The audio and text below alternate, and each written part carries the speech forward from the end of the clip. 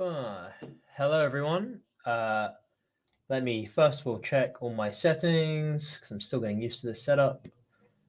Yep, that looks good. Yeah, there we go. Okay, USB. Awesome. Right, I think we're ready to go. And let me move all of this copy over to this screen. All right. First of all, can anyone in the chat just type yes or something to let me know that my audio is okay? Mara says we can see you, so that's useful. Thank you very much. Hopefully you can also hear me. And if so, we shall crack into some copy. And that is right in the way of the chat. So let me move that there. Okay, that's fine. All right, awesome. You're good. Thank you. All right, who we got? Hello, everyone. Gabriel, G-Man, Hannamels, Maris, Feralith. Feralith, nice to see you. It's been a hot minute since you were last here. Very nice to see you again. Tanya, M-Quiz, everyone. Cool. Hello, everyone. I maybe should at everyone and say that we're live, but I'm not going to do that because I've annoyed I've annoyed people too many times recently. They'll have got the notification if they click the event. How are you guys doing? Everyone doing well?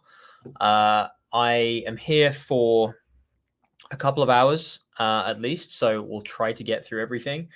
I'll be doing a bit of Q&A, I think, through this as well. It's been a while since we did a Whetstone Wednesday kind of open one last week. Last week we had the cold outreach one. The week before that, I think we had a masterclass, and then I did the video audit stuff. So it's been a while since we've done a normal one.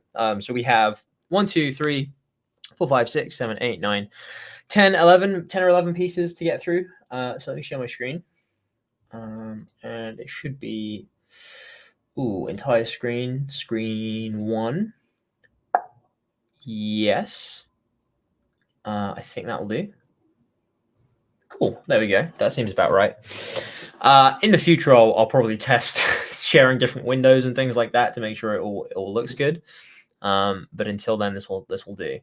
Although that's last. This is first. This one. Okay. So, right. Hello, everyone. We've waited a few minutes, so we'll crack on. So I'm actually on leave from my in-house job at the moment.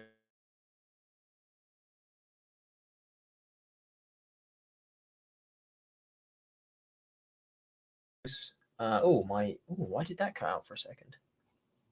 I don't know. We'll see. Hopefully that doesn't do that again. So connection is fairly good. You're on Wi-Fi. Try plugging your router and moving close to it. Okay, we'll see how this goes because this is a new setup and I'm plugged directly into the wall. So hopefully nothing screws over. This replay will stay up on YouTube. Obviously, it's always nice to have you guys here live and asking questions, etc. But this will be up. This isn't going to be like the masterclasses where we take them down and they go up somewhere else. This will stay up on YouTube. So if you're here and you're worried about missing a Whetstone Wednesday, it's fine. This will be up on YouTube after the stream ends. If you guys could just kind of continue to let me know in the chat if anything goes wrong, i.e. it cuts out or you can't hear me, that would be useful.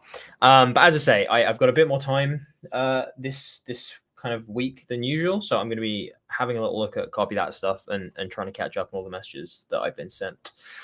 So let's crack into it. If you're not familiar with this, this is Whetstone Wednesday. This is where we have a look at copy that's been submitted by our patrons and we critique it and try and help it out. I'm also going to get up my Discord and put it on my other screen so I can also see the context for how these were submitted because I don't usually have that. All right. I think everyone's good. Totally clear and volume perfect. Thank you very much, Tanya. I appreciate it. All right. So this first piece of copy that we're going to critique, we're going to jump straight into it. The context for this one is it's a draft web page, a ceramic coating page for a local car detailing service. Not sure how to share unpublished web, so it's just a picture. Hopefully resolution is okay. Let's just have a look if resolution is okay. Seems okay. Yep, seems fine. Okay, so this is a landing page. and trying to improve SEO as well. Okay, I'm not going to rank the SEO work on this because SEO falls into a number of things. Organic keyword, of course, being one of them. But so I'm going to leave that alone. I'm just going to talk about the copy itself. So the first thing to mention when we talk about any kind of copy is, where are people coming from? I'm going to do this Whetstone Wednesday almost like from scratch. So anyone who's watching, because we haven't done these in a few weeks, just kind of remembers what's important with copy, especially if you're new to the channel or copywriting in general. I want to give you the kind of foundation of what good copy is and why it works. So number one, the first thing to think about is, okay, well, who is this intended for? And where are they coming from? So how are we driving traffic to this page?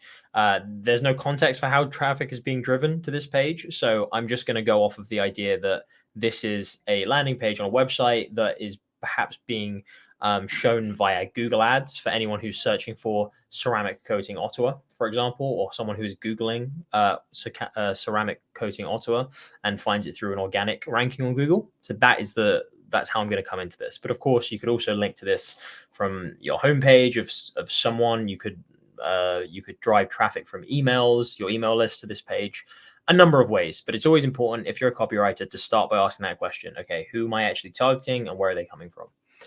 So let's read this. Ceramic coating Ottawa.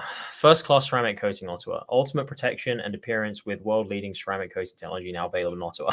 You can tell this has been written for SEO is the first thing I'm going to say, because I think you're trying to say ceramic coating Ottawa like 3 times in near kind of succession on the page. So first thing to say about this, I can't rank this on SEO ability, right? However, I have no idea.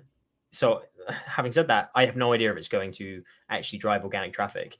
If having ceramic coating Ottawa here, and in this paragraph just drives more traffic to it in a way that you'd be getting 50%, 100%, 200% more traffic than if you didn't say this stuff, it may well be worth having that in there. But since I don't know, and we don't know if that's going to be the case, I'm going to approach this from a copy mind and say, like, this is not the best use of this space at the top. Why do I say that? So let's imagine that SEO doesn't play into it for a second. And let's imagine that because via an ad, for example, or because you already have good SEO, that this is going to be one of the top ranking things when someone searched for ceramic coating Ottawa. If I've searched for that, this is the top maybe 1 or 2 results that come in. I already know what I want. I want ceramic coating in Ottawa. Is this up here, this copy, is this kind of giving me any more information beyond the fact that this is just ceramic coating on Ottawa? Or is it just repeating that fact? Yeah, you could say, like, well, it talks about ultimate protection and world leading, but we come down to, okay, but what does that actually mean? Like, is the idea of this page actually taking the reader to the next stage of the journey, which is, okay, I know I want to go with these people for ceramic coating? No, it's not really doing that. These are kind of buzzwords, world leading, ultimate, like world leading technology, etc. It's not actually proving to me that you're the best, or it's not showing me that there's a great offer here for me to take advantage of. So let's deconstruct what the copy should be doing and think a little bit like marketers as well. So as we've said, this is the first result that comes up for someone, whether it's by an ad or whether it's by an organic search on Google. I already know I want ceramic coating. What am I looking for? I am now looking for the best people to get that from. So on your landing page, it's already obvious that you do ceramic coating because you've appeared at the top of the search list for ceramic coating. That's obvious. You don't need to tell me 3 times that it's ceramic coating. Instead, what you need to do is prove to me why I should choose you. The best way to do that is through demonstrating a great offer. Because we're dealing with what we call high intent users or high intent visitors, by which we mean they have specifically searched for the thing that you're offering, we know that they are probably in a position where they want to book a service or where they want to buy your product. And for those kinds of readers, we don't need to go extremely indirect to try and convince them that ceramic coating is right for them or that they should really be thinking about it, because we know they already want that. So instead, what we should be doing is doubling down on why we're the best place to do that. Let's imagine instead if this focused on how their ceramic coating was achieved, for example, or gave proof as to why they are the best, or showed a load of consumer-friendly reviews at the top. Because I know I want ceramic coating already, so all I'm looking for is the best place to do it. I'm looking to make sure it is getting what I'm getting what I want from it, and that this is the best place. Now, getting what I want from it kind of depends on the person that you are and specifically what you're looking for. I don't know anything about ceramic coating personally, but I don't know if when people are searching for ceramic coating, they're looking for something in particular. I don't know if there's a particular set of words or some kind of type of coating that they're really going to love. If so, in which case you may just want to have 3 boxes here that just have ticks that say, yeah, we do this, and we do this. Great. That has then like satisfied that itch, scratch that itch I had, right? Of I was looking for X, Y, and Z, and you've got all 3 of them, or I was just looking for X and you say you have that. Fantastic. This page doesn't do that. Again, all it's saying is you get protection and through world-leading coating technology. That, again, those are buzzwords. It's not actually showing me things that I can get from it. So that's the number one thing you can do. You can actually give a bit more detail about the kind of service that you offer and specifically what you're giving to checkbox those desires. Or the other thing is, as I said, is proving you're the best via reviews or via showing your process step by step or having a video of how it's done. This is another thing I'm throwing into the mix here, but especially in any kind of physical service or physical good, demonstration is always the best form of persuasion. If you can show something happening and show the end result, if you can show how that shampoo makes your hair shine, if you can show how that, back band helps you relieve back pain, if you can show how the ceramic coating is applied and how it looks fantastic at the end, that is going to be worth 100 user reviews to someone who's looking, because they're going to go, wow, yeah, that is what I'm looking for. That's great. That does what I wanted to do. So there's a few, again, and what I've just said there, that not all of that is copy, but I need to think one step above being just a copywriter into, okay, well, what is the user actually looking for and how can I show them we deliver that? A really simple redesign or rebuild of this page, you don't even have to change the structure of it if you really don't want to. You can keep this graphic here, if you really want to, but would just be changing the headline and the subhead to show that you do have multiple options for your ceramic coating in line with what people broadly want when it comes to ceramic coating. I don't know anything about ceramic coating, so I can't even make up what those would be. And you can have a list of user reviews here. And crucially, and I haven't mentioned this until just now because I was wondering how many people would pick up on this, give a good big CTA, right? Any kind of service page should have a big, easy CTA. Now, you've got one up here which says book now. That is not obvious enough if I am looking for someone to get quickly, right? Big center, middle of the page. Obviously on mobile, it would look slightly different. And we could talk about, I'm not going to get too down into the rabbit hole of service bookings. You could just have a link to a calendar, first of all. You could have a quote form. There's a few things you could have. But right now, there isn't a CTA front and center of me after reading the copy. It's only up here. You need to be directing people to an action and showing them, yep, we do all these things you want. We're the best at it. Here's some proof. And yeah, it's really easy to book. Do it now. This copy right now isn't doing that for me. All it's doing is repeating ceramic coating Ottawa 3 times. Now, for SEO, that may be great. I don't know. It may be that this gives you the first thing on the top of Google, and you really want to keep ceramic coating Ottawa there because it's going to keep you at the #1 spot. If that's the case, fine. I would still add user reviews. I would maybe change this graphic out for some kind of video demonstration or before and after, and then have a clear big CTA. So that is my initial thoughts just on the hero section. Let's have a quick look at his comments. Ferrella says, isn't Google now punishing sites to have obvious SEO wording? They want it to sound more natural, like what a human would ask questions. And that absolutely is. I cannot remember the name of the update now. I think it was Google's, someone in the chat might know, it was kind of Google's like trust update or something like that. I'll come back to me, where they've revamped their SEO algorithms. So they are purely trying to reward user-friendly tactics now. So where it actually makes the ideas clearer, or it gives the user more information. They're really trying to dial in on actually having something that works rather than black hat tactics, i.e. just plastering the same keyword over a page. But again, I'm not an SEO copywriter first and foremost. I've learned a lot more about it recently, but helpful content. Thank you very much. That was the one. Helpful content update. So I would recommend you guys go and have a read of that if you are interested in SEO copywriting. But the importance of kind of black hat tactics are far less prevalent now. You know, so you don't need to worry too much about plastering these keywords. If it's good and it's useful, then Google are more likely to bump you up. So just focus on pleasing the reader.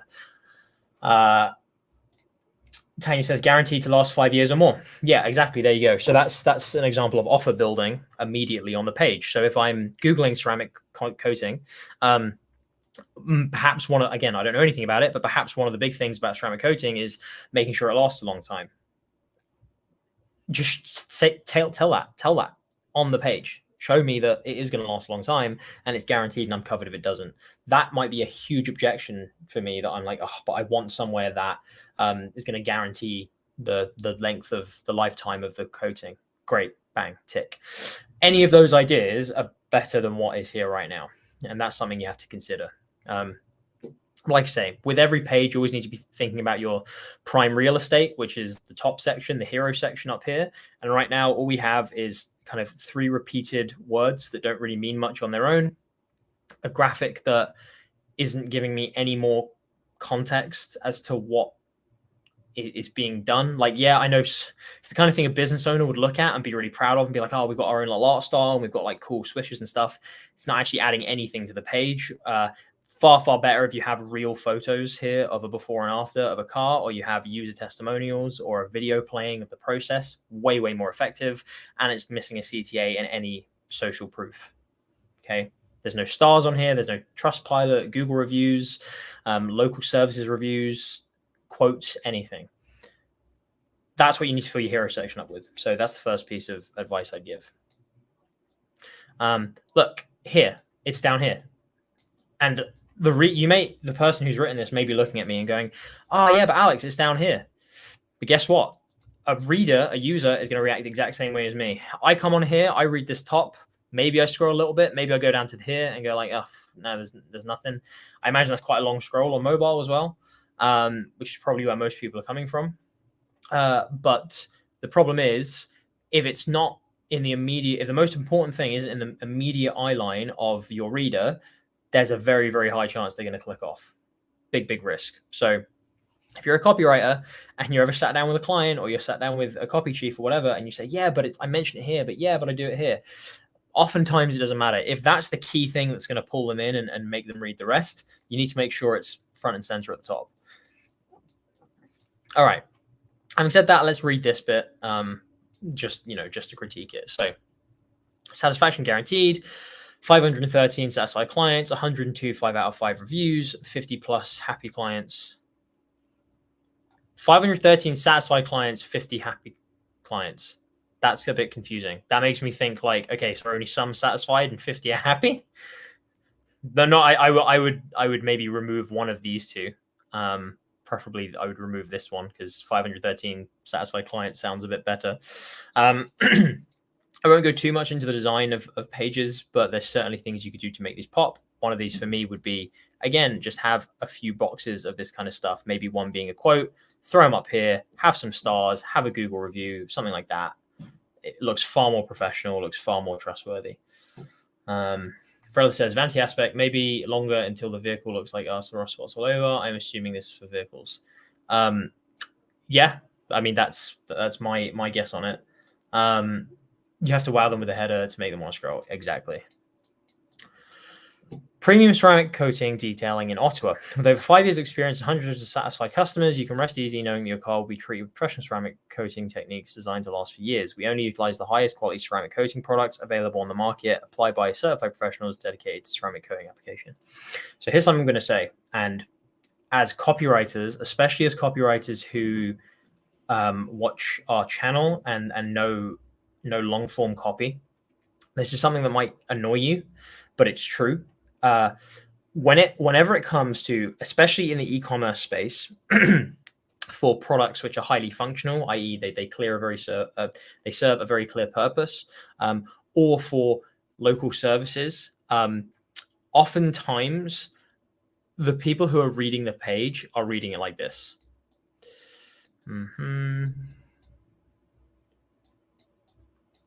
Like that's how they're reading it. Okay, they're not reading every single line, every single line, every single line, every single line. The reason I want to say that is because before I get to this, to even critiquing any of this, something you have to understand is like paragraphs like this are not something you should be absolutely sweating and stressing over if you're a copywriter for certain types of businesses. This business probably being one of them, which is why when I'm reviewing this, and I just want to give you like the facts here of real life copy and real life marketing. If you're paid to do something like this, the keys are going to be identifying what are the biggest blockers to someone progressing with this, because I know they're high intent, they've already searched for ceramic coating. What do they need to see from me? The key for you is going to be making sure that those things are seen in the clearest and obvious way. That is images, that is bullets, that are big ticks with guarantees and the offer building, that is a big CTA, that is a ton of user reviews and proof. That's the stuff people are looking for. You can very often sum up. There's absolutely value in writing more copy to go into more detail, which is fine. But when I sit here, I'm not going to go through every single line and be like, oh, you should change this sentence here because it's going to be punchy. Because the point is, this is not long form direct response sales letter type copy, right? It doesn't have to be. All we're here to do is to make sure the people who are clicking on are satisfied with what they think they can get. That's it. We don't need to kind of spin a whole narrative around how X retirement fund is going to be the best because it's in some kind of special crypto that's only just been discovered through a higher range of processor or whatever, right? It's car detailing. It's not that complicated to sell. Having said that, what do I think of this? Like, yeah, fine. I think for any kind of local business, I always go into depth. I would also always go into depth of the local area, just proving that you kind of are locals and you are there. So I would maybe have, serving the people of, I know it's Ottawa, and I know, in North America, things are quite big. So I imagine people go from miles around to get car detailing or certain services. But if you're just servicing a specific area and you're really trying to focus on, say, a couple of towns or a few, a city or a surrounding area, I would actually lay out here like, oh, serving the cars of like these states, these areas, just doubling down on the fact that, if I'm living in one of those towns, I may prefer this one to another car detailing thing that's only mentioned Ottawa, because I know that this one is local and they understand like that they're definitely going to be open, or they've served people like me before. So just think about how many things can be a bit more relevant, a bit more specific to me as an individual, if you know that that's your target audience. Again, yes, this copy is fine. Like, it's what you would expect from a service. So what I am going to be mainly critiquing is how is this ordered. So I'm just going to skim through this and I'm going to point out, right, I think this should be way further up, for example. I've already spoken about the hero section and how I think that needs to change. So next you have our ceramic coating products. We offer two of the most popular premium ceramic coatings available, Ceramic Pro and that thing. Both Ceramic Pro are global leaders in detailing. Regardless of which one you choose, you'll receive the latest ceramic. Okay. So this here, I wouldn't have this so high up, like necessarily in detail, but this is something where if this is important, someone who goes and gets their car detailed a lot, something I might have up here, little icon to say like, we stock this product and we stock this product, because perhaps that's the thing that I'm looking for. Again, I don't know the target audience. I don't know what car coating fanatics are like, but there you go. That's something I might decide. Or you may say that this page is this is a lead in to your lead gen to then like get someone to book a form, is to say we'll help you, we'll help decide, we'll help show you what coating is best for your car. And then it leads into a little quiz funnel of like, okay, what make do you have? What model do you have? Etc. That's another idea for how you could do some kind of lead magnet page to get someone to inquire. Okay, cool. So moving down, Ceramic Pro certified installer. So that is this same thing, right? Yeah. Ceramic Pro packages, bronze, silver, gold. Okay, so that is a decent way of showing what you offer as a local service. That's fine. Piece of advice I'm going to give you here is whenever you're doing a stack offer, by which I mean this is typically referred to, or it should be referred to, as a decoy offer. So you have like 3 sets. One of them is typically like not as good as the other. So you either want someone to go for just bronze or just gold, or just silver or just gold. So usually one isn't like as good. My point being is whenever you're trying to show this, the best way to do that is just to have a bunch of stuff in here, for example, then one bullet here that says everything that the bronze package includes, plus this, plus this, plus this, plus this. And ideally you want it to be just as long, because that way it actually makes it feel like, oh, this one's so much better. Right now you're making the reader do the work of go like, oh, okay, wait, is all this the same? Okay, yeah, this is included here and is included here. Okay, and right, is this included here but not here and here? That's a lot for me to read as a user, as a visitor. You're making me do the work to see what the benefits here are. And that's before we've even decided whether this is the right thing to do. Because, and again, I don't know the audience, but up here, you're kind of saying, hey, just book to get a ceramic coating. Then you bring in the importance of how you have different products. And then you're saying, hey, here are the packages we have that involve these different products. So my thought now is, okay, well, is the main idea, is the main angle of this page the fact that you do these products? Is that what people are going to be searching for in Ottawa? If so, then perhaps you should make this the landing page and this the focus of it. Because right now, if I come onto this and say I don't know, and you're throwing loads of packages at me, well, that's just going to confuse me more.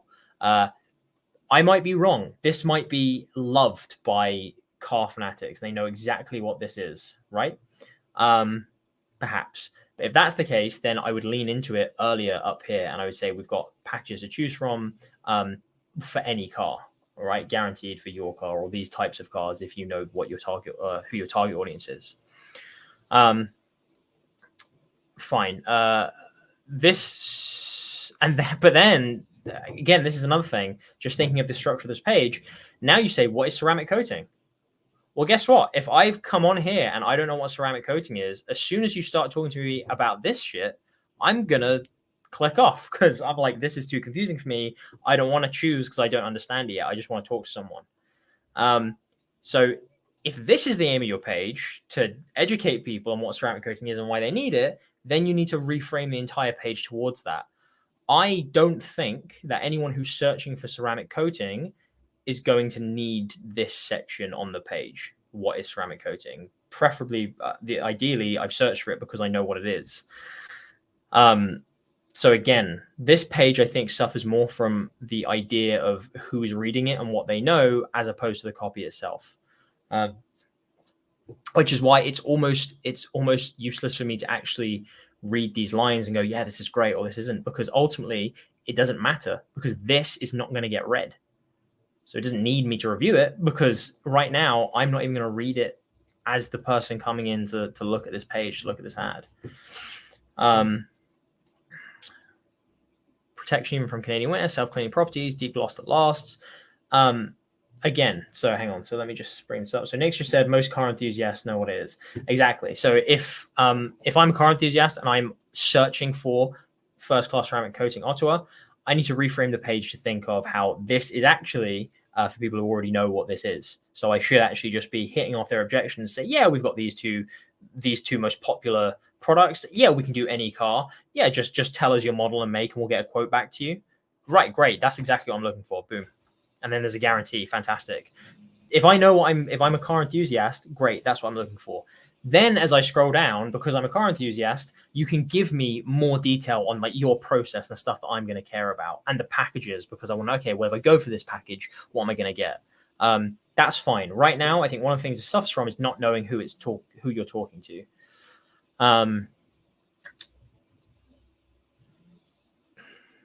Then you have testimonials all the way down here.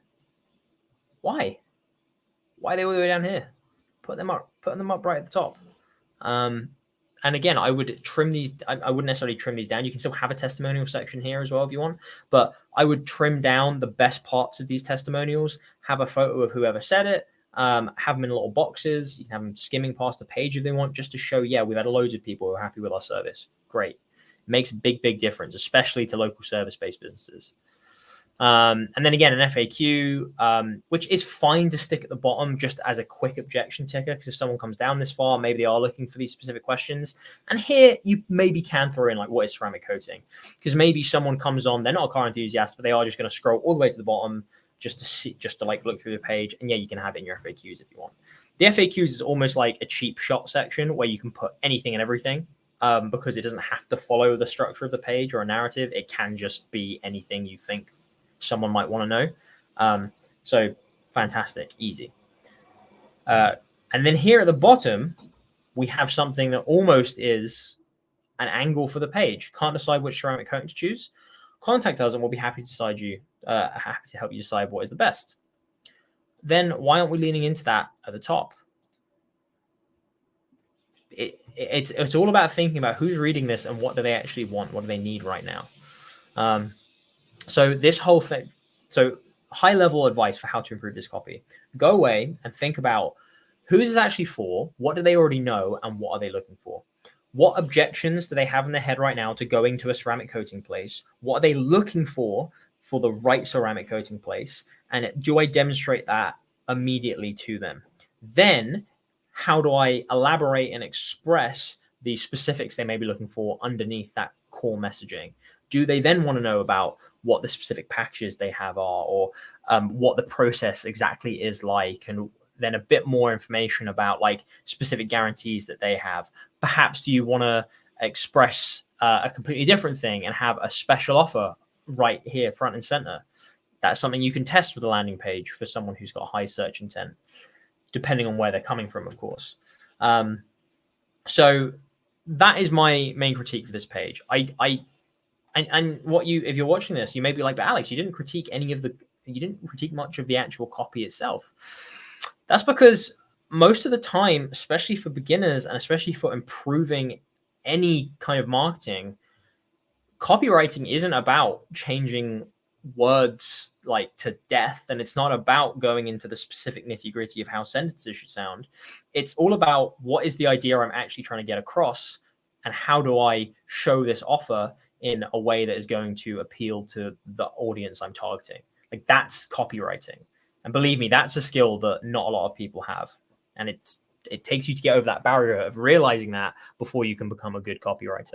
So high level advice on this page would be go away, think about who you're targeting, think about what offer they actually want to see about what's going to set you apart from the rest of the competition. And if that's something that you can show at the top, how you can make it as easy as possible for them to take you up on the next step.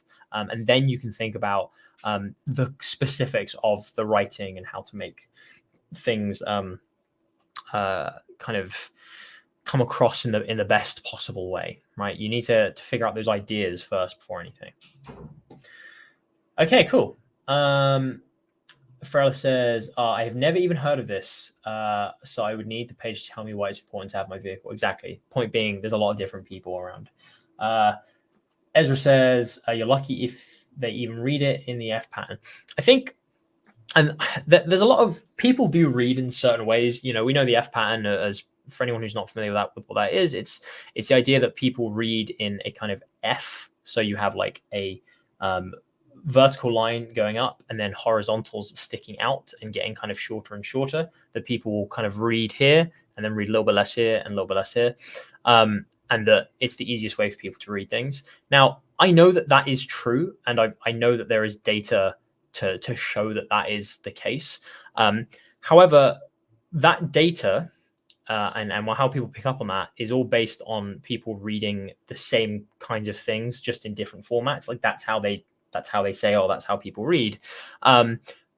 It matters kind of less if your ideas are so on point, because if this subhead and this subhead say things that are so incredibly valuable to me and I really want to know more, I don't care how it's structured, as long as it's not unreadable. It's fine if it's in a few little sentences here. It's fine if it goes, in a kind of zigzag across the page. Like that's all okay. Of course, the best, easiest way to read things is in that kind of almost like bulleted format, because it's what we find easier. But don't get too caught up on that page design right now as a copywriter. So I don't want people thinking they're sitting there going, oh man, I need to do it in a certain way. As long as your ideas are there and the important bits are being bolded and stand out where you want them to stop and read, you're fine. And of course, don't necessarily take this advice if you're writing sales letters. This is specifically for web page format where someone is looking for a local service. And that's my problem, but they need more people to know about it and why they need it. Yeah. Nick says they have to show the unique mechanism. That certainly is something that they could do to make this stand out, and is similarly something that they should be doing on the front end, if you like, of where someone initially sees the link to this page. So whether that's a Google ad or a search result or whatever, how can you stand out among what I'm assuming are going to be other ads for ceramic coating? So yeah, all good points. Okay. If there are no more questions on this, then I will move on. And also I need to put this on charge while I remember. Okay. Hopefully that's helped. Next piece of copy. Oh man, that's a lot of white. Hang on. Product, Patriot Pure Water Filtration. Chief Health Officer of the household. Already aware of the issue with tap water. Okay, cool. So we're going for a prepper type audience here. And someone's figmaed this up. And who is this from? Let me go back on this. Where are we? Exclusive critiques. This is from my boy Warren. So let's. Oh man, that is way too quick a zoom. Can you guys read that? Okay. I think I'll try and zoom in when I get to those kinds of bits. Hopefully you can read that okay for now.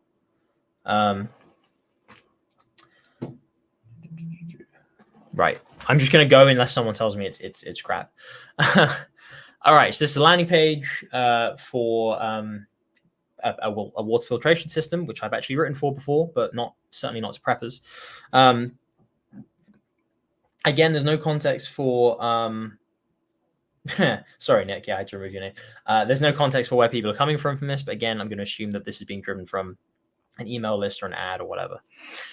Out of this world. Filter your family's tap water with the exact filters used by NASA astronauts at a fraction of the price. Introducing the best new source of cleaner, safer water for your family. Okay, interesting. So this here is actually following a headline complex that is abstract and then specific. So what I mean by that is out of this world is quite an abstract phrase. And you can sit there and you can say that there's nothing specific or relevant or useful about that phrase out of this world, which is true. In itself, out of this world is not a great headline because, that's not actually telling me anything about it. However, and again, thinking of where people have come from, likelihood is they haven't just clicked on this out of nowhere. They've probably been pushed to it from an email. Now, this could be a homepage and it could be just advertising a new product, which is true. But the likelihood is they've been pushed to it from somewhere. So they've already got some context on the fact that this is about water filtration or about something to keep their family extremely safe or whatever. Even if it's not, and even if they've not had that massage before seeing this page, the fact is out of this world is attention grabbing. And it's intriguing because it makes me want to know what is out of this world. The likelihood is I already trust this brand if I'm getting this, because this is usually the kind of page you would push someone to from a lift.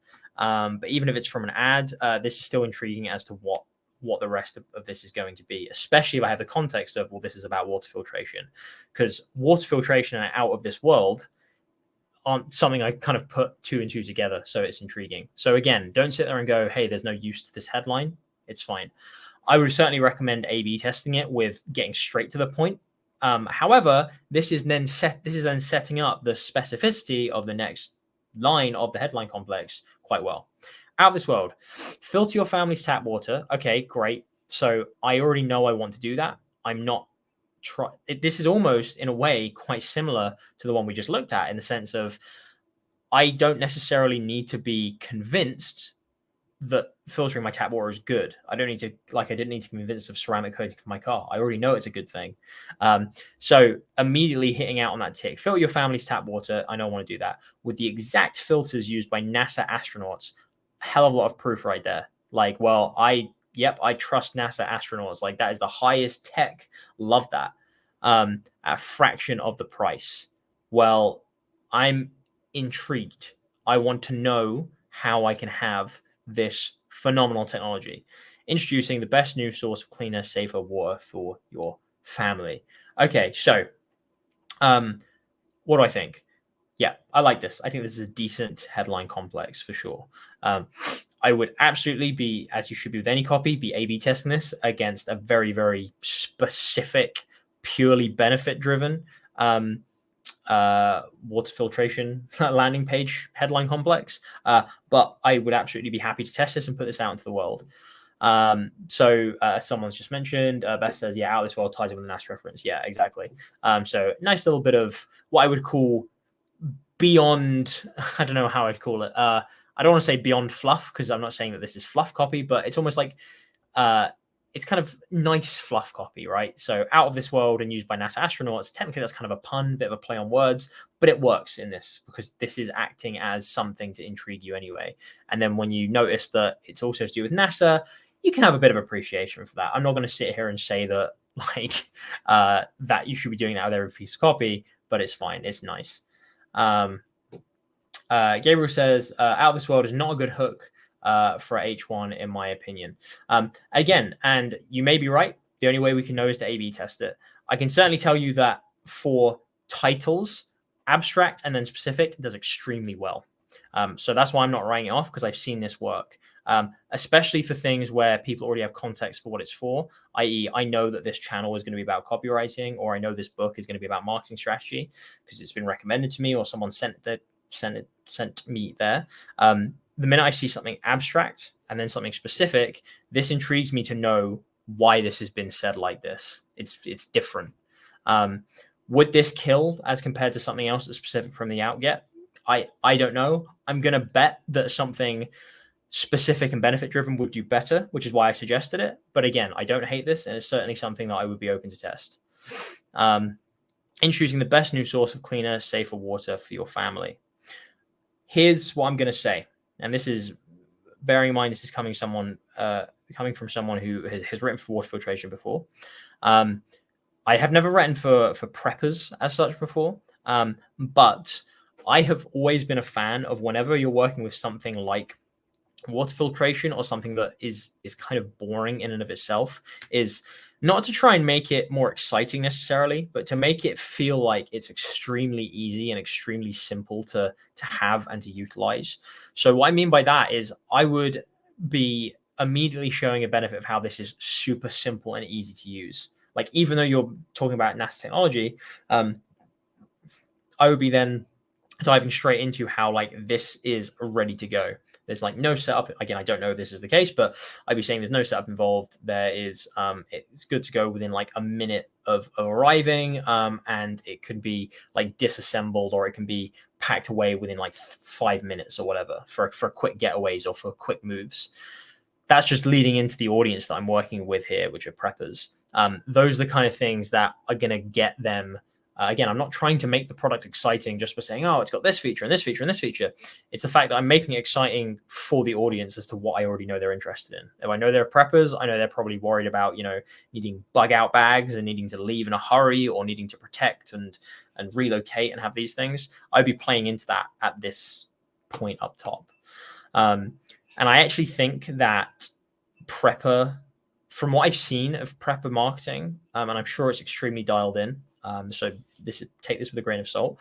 I think it could do with a belt of e-commerce best practices from kind of more traditional e-commerce products, just because people's mind still works in the same way. Is even though, yeah, they're a prepper and that's the idea they have, they still want to see that the thing that they're getting is easy and is it's simple to use, and it's great value for money. They still have that, because at the end of the day, they're still getting something they're excited about and they want to utilize.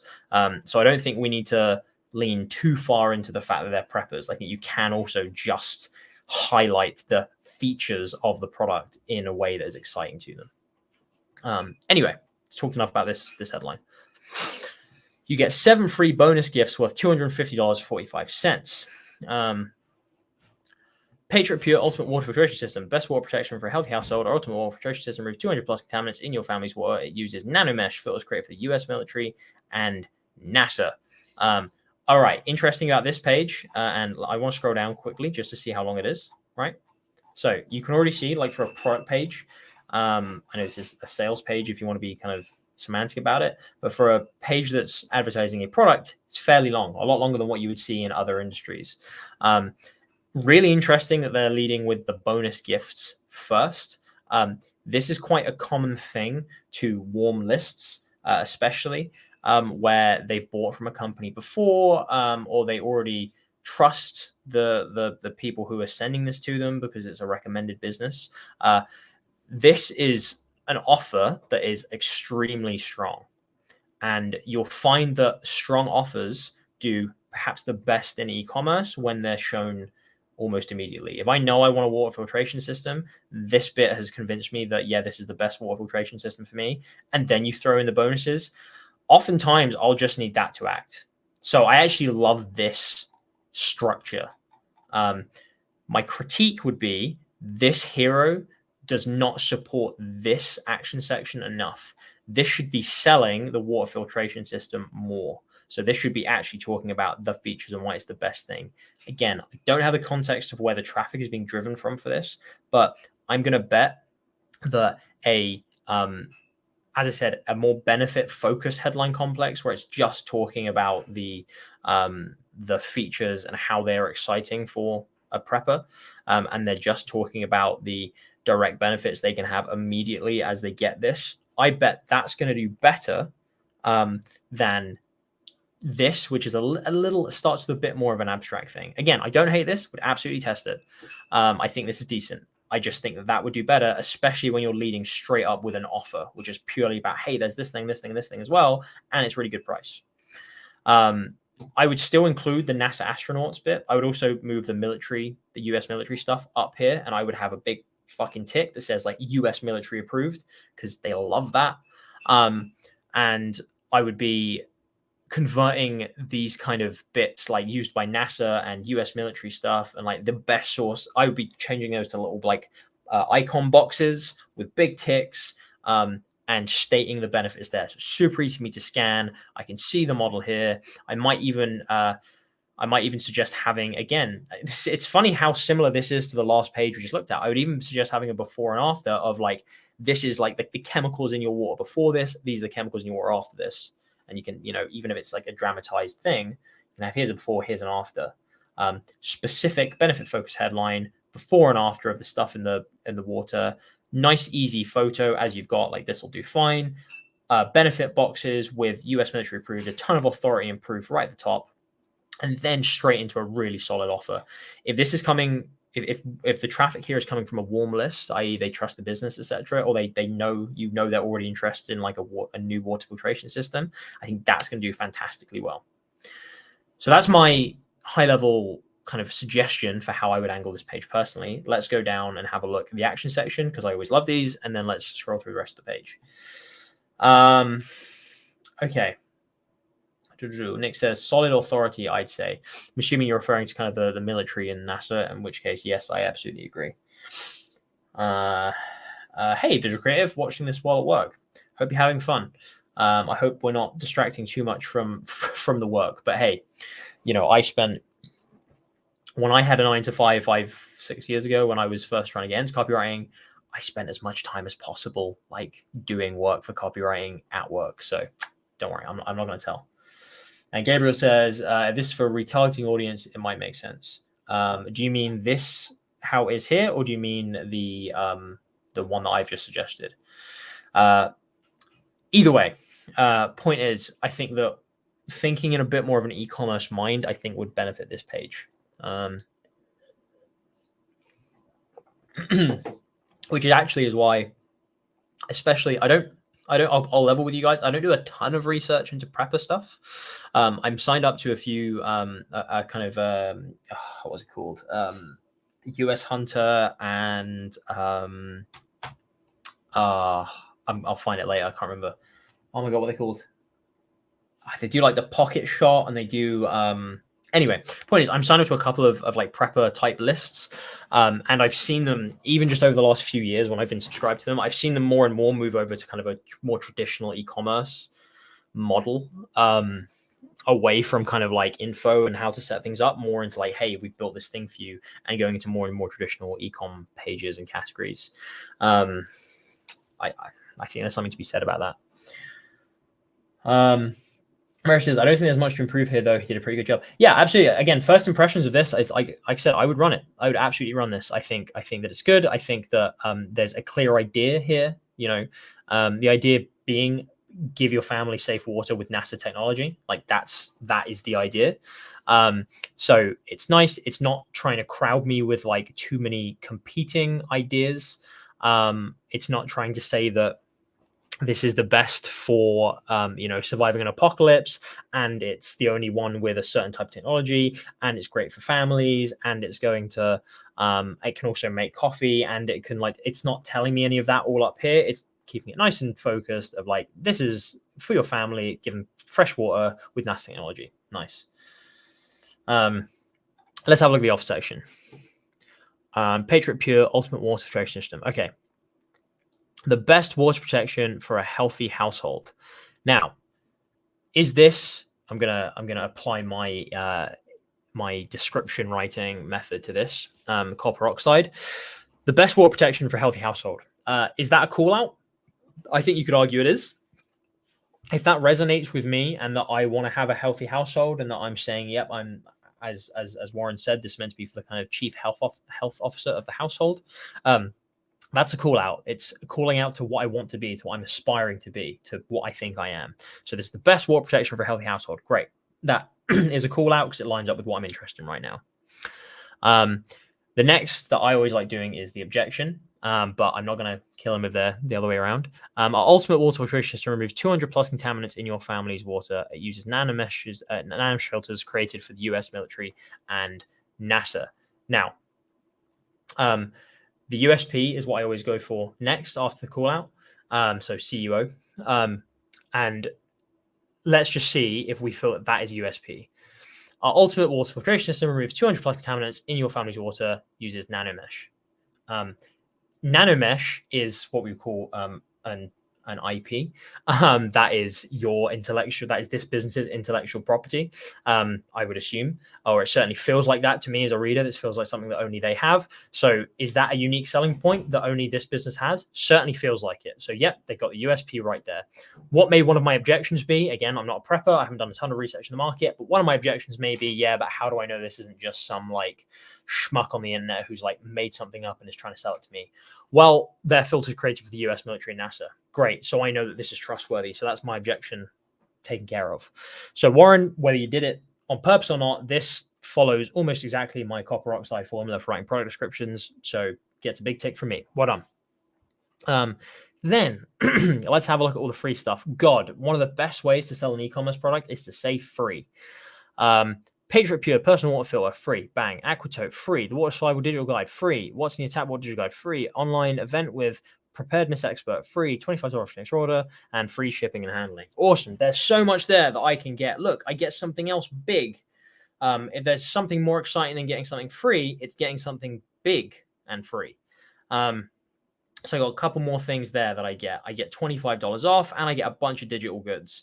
Digital goods with an e-commerce product is just something everyone should be doing. I don't know why it's not more popular yet, even among like traditional e-com businesses. Please, e-com business owners, start giving away free digital bonuses with purchases. Just do it. It's just a no-brainer. Anyway, like this solid action section. $199 down from $149. Yep, big ticks all round. Best practice here. Look, stars on the top. Show me how many people have got it. The only thing I might add is maybe a quote review. But you've got a person's face to show that like I mean, I know this is the free training session, but faces sell. Makes me feel like that this is a real company and there are people involved and that there's actual stuff that's real here. It's not just some kind of, faceless corporate. So I love that. Big free shipping symbol. Load of free stuff I'm getting makes me even more excited. Not only am I getting a great deal of the stuff that is up here that I want, also getting a bunch of stuff free, crossed out pricing. Plus there's interest-free installments with, again, Shop or PayPal, Pay in 3 or whatever.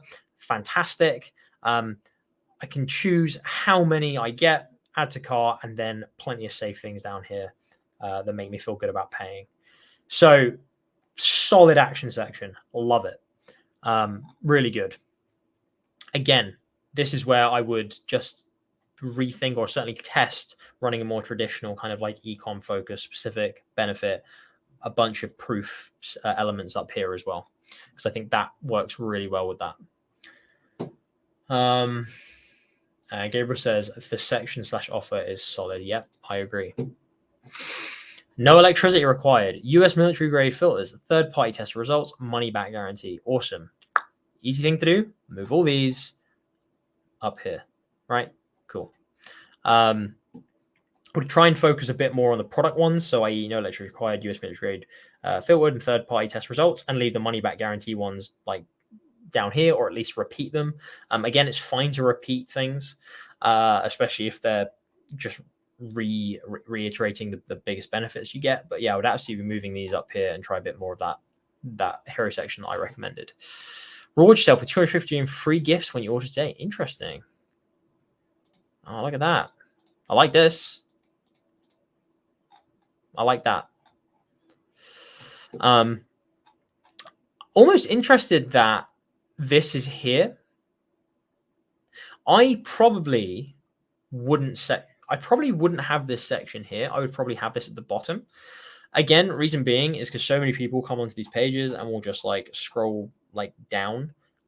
So I would have these nearer the bottom just to show, like, have another interactive section of the free bonuses to show why I should probably get it, because you know that people are going to read this, and you know that most likely they're going to see this and going to see all this free stuff here.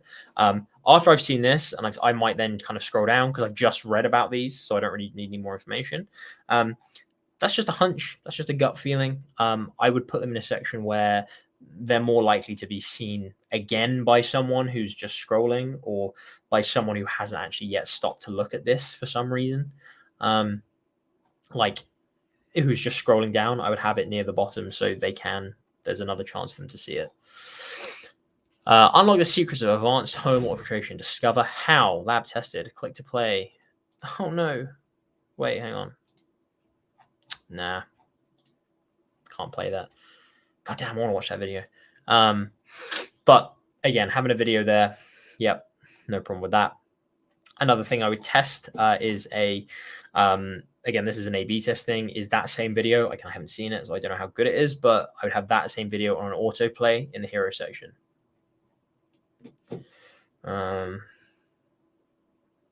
Okay, let's see.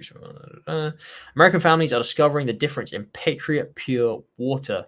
Yep, cool, standard.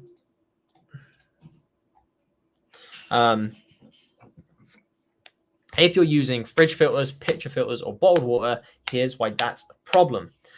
These filtered waters leave your family vulnerable to harsh chemicals and toxins. A recent study looked at 89 of the most popular water filters. None of them removed heavy metals, pesticides, arsenic, or chlorine from tap water. That's not at all. That's not all. I've read that so wrong. That's not all. A 2024 study on plastic water bottles found that just 2 bottles had an average of 240,000 microplastics.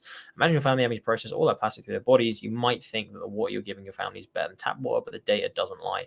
Current filters on the market aren't what you think they are. Good copy. Like this section. This also leaves open the idea for are the people who are seeing this coming from lifts about this exact problem potentially? And also, could I work this into the hero section, because that's something that's quite powerful. So I would test a lead which focuses just on the this versus this mentality of it, because that is a really strong idea. But again, if you've led with a lift email, say, or an ad or whatever, or a advertorial which has talked about like this exact thing, you don't then also need to have it in the next step, like, because it's obvious the product you're going to be talking about does it better. So it's fine to then have that further down just to remind people, like, yeah, remember why you're doing this. A bit of a recap. However, I would also just be interested in testing this as the idea of the page as well, in that hero section. But solid copy either way. There's filtered water and there's Patriot Pure filtered water. Discover the difference. Okay, cool. However, and this is purely a visual thing, I would design this table to be more user-friendly. A lot of words right now. I can't process that many words at once. Neither of your readers going to be able to. Now, the likelihood is, because you've just kind of spoken about this, that they're going to know that this is showing that yours is better or not. But just do ticks and crosses. Just do, like, if you need to do like high and moderate or something, do that in terms of a scale that is like filled in most of the way, for example, or like numbers of ticks or something like that. Just makes it a bit more visually impactful, easy to understand, and gives a more brownie points immediately to what you're selling as opposed to these ones.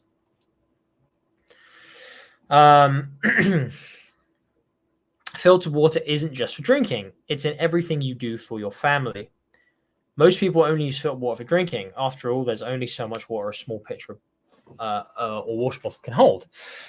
The problem is exposure to tap water is everywhere, from the fruits and veggies you wash to the pasta you cook. That's why the Patriot Pure filtration system holds over 2 gallons of filtered water. This gives you the freedom to use clean water for all of life's needs. Yeah, cool.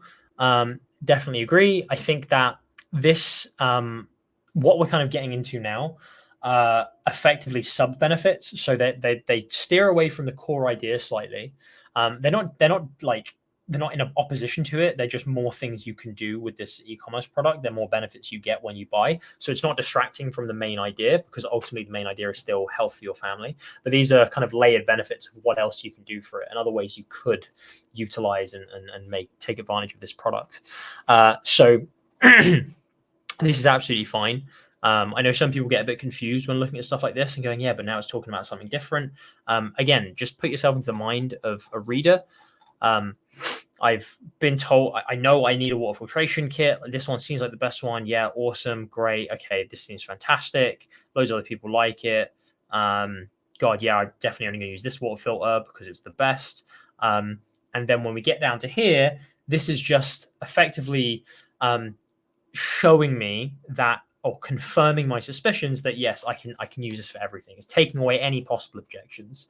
So when you get down to these sections, you don't need to like give what's the word, new light bulb moments to people.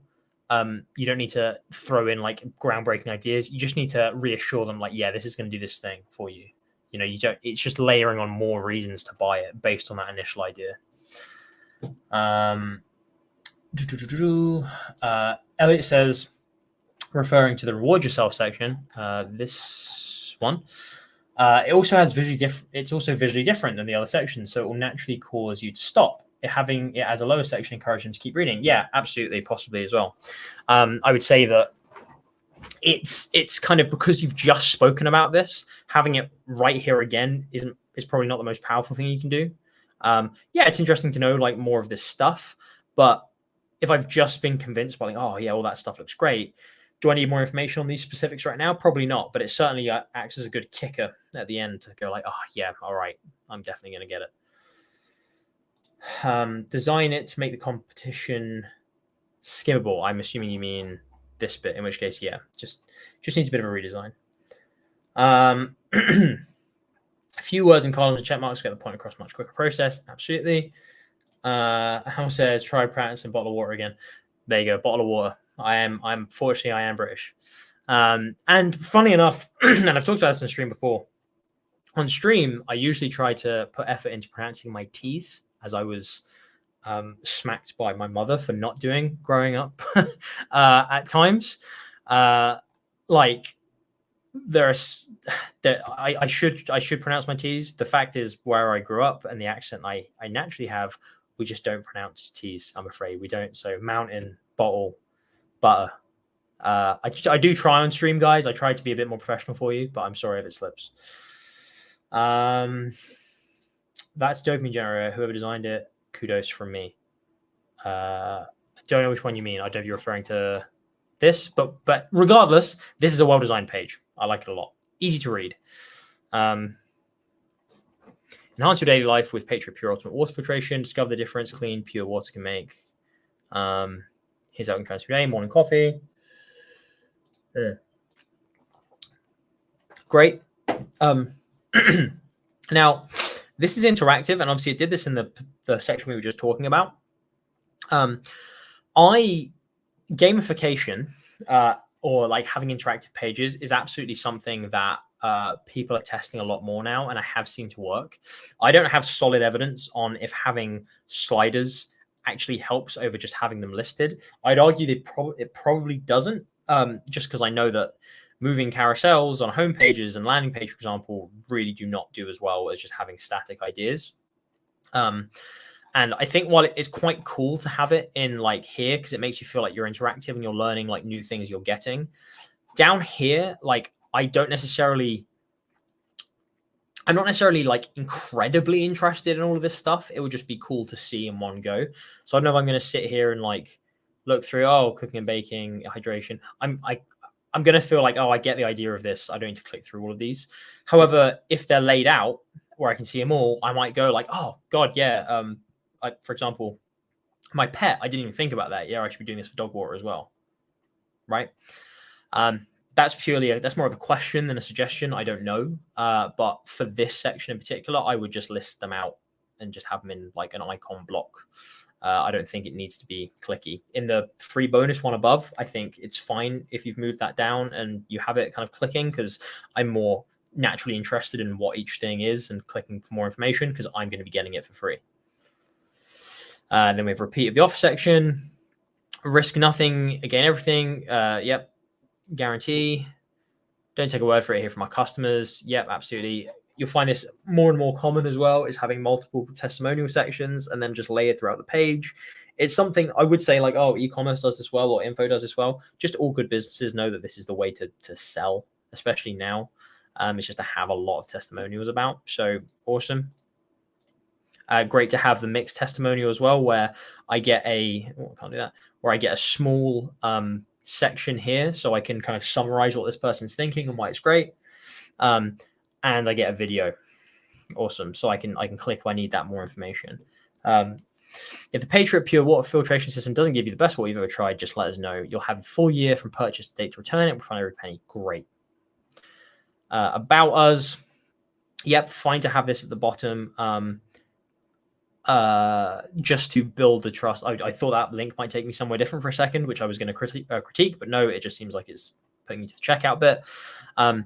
For Patriots is an American-owned business you can trust. We dedicate our lives to helping families. Do this by keeping them prepared for anything with top-notch survival supplies. Nearly a third of our customers are proud veterans, committed to giving back to heroes. Your support allows us, blah, blah, blah, blah, blah. Awesome. So yeah, this is just trust building. It's just building trust around the company. So I feel like I know more about it. I'm more in touch with the people. I understand like, yeah, they share my goal or vision. If you feel like you're really in line with the person you're selling to, this isn't something to have at the top to distract from the main point of what they want and what they're trying to buy, what you're trying to sell, but certainly something to have near the bottom, just like it is here, just so they trust you even more and they feel like, yeah, I'm supporting a good cause. I feel good about buying from this company. Never a bad thing, as long as it's not taking them off the page to go and read different things, right? And then feel good about yourself because when you purchase, you support the troops. Just another reason to buy from us. Okay. Great. So ultimately, Warren, I think this is a good page. I think this is decent. I think my main thing to say would be a restructure of a couple of the sections, some design differences, moving a few things down, i.e. Moving the free bonuses section down, reformatting this so it's more of a block. So people can get through it and see quickly. Biggest point, as it usually is with e-commerce, is to test the hero section. So have a look at the notes I made at the beginning. Have a more specific, fleshed out section where you're kind of bringing these guarantees up. You're talking about the specifics of the product, using the features as benefits to get them excited about why they're buying it in the first place. A versus image here. Versus dichotomy, if you like, of hey, this is other stuff versus us. you can absolutely test or not necessarily competitive as does. I mean, just like before and after, like this water filtration system. You could certainly also test very much leaning into the idea of how even if you have filters, you're not safe. Like, think your filter's safe, think again. That, especially leading in from like lifts, talking about that kind of thing, absolutely makes sense. But ultimately, solid page. Good copy. Hang on. What is Gabriel say? Gabriel said, I like it, but only test differently. Effectively my advice as well. Absolutely. You got any book suggestions for landing pages before I buy your video course? Nope. No, not really. Landing page, it's just copy basically. Landing pages, and obviously we talk about the different types in assuming you mean the landing page masterclass, the one where I write one. But landing pages are just copy really, and they're all about that. I go through a few questions to make it easier, but as long as you've got a good grasp of copy, and then you have an understanding of like the marketing funnel and why people are coming to a landing page and where they're moving from afterwards, like that's what you need, which is what the video and the masterclass takes you through. If you haven't watched the free one first, go and watch the free one first, because you may find everything is clicked and that's enough. If you need more of a kind of step-by-step process and like an actual over-the-shoulder example of someone writing a landing page, then you can buy it. But go and watch the free one if you haven't like seen it yet. Bester makes a good point, which is that a cat is drinking tap water, but maybe they're talking about the fears of your cat drinking tap water, Bester. Like, or maybe this is being linked to loads of Pure Patriot Water ultimate filtration systems around the house and that they've plumbed it in. I don't know. Tanya says, how about a gourmet chef testimonial about the purity of the water? Maybe an image of its use in a baby bottle. Yeah, Pat, there's a ton of things that like small ideas that you could kind of put in and add. But ultimately, I think the idea is here for this page, and I think the copy is good and supports it. So at this point, it would just be kind of picky to say, oh, we should add this and we should add that. Great job speaking to the target audience of white conservatives. Yeah, if there's one thing I know about Warren, it's that he is a Republican through and through. I'm just going to leave that there. I'm not even going to clarify, Warren. Sorry. But yes, I would look to your copy. I hope you found this useful, or if you've just joined, then you can go back, and this is staying on YouTube, so go and have a look. Ultimately, Warren, good job. I like it a lot. Just a few ideas about A/B testing the hero section, ways you can kind of drum up slightly different messaging here. I think this is absolutely decent. Love the heroes, the offer section and the action section, and then just a few tips on like structure and some redesigns of the page to kind of make some points come across slightly easier. But ultimately, good copy. I like it. I am white. The most controversial words Warren has ever spoken, especially because he's African American. I like you a lot. Thank you. YW. I don't know what that means. Does that mean you white? Anyway, right. Okay, cool. That's that done. Boom, boom. Holy moly. Right. YouTube video. Okay. Does this one have any context? Not that I can see. So we shall dive in. And don't worry, everyone. I will zoom in.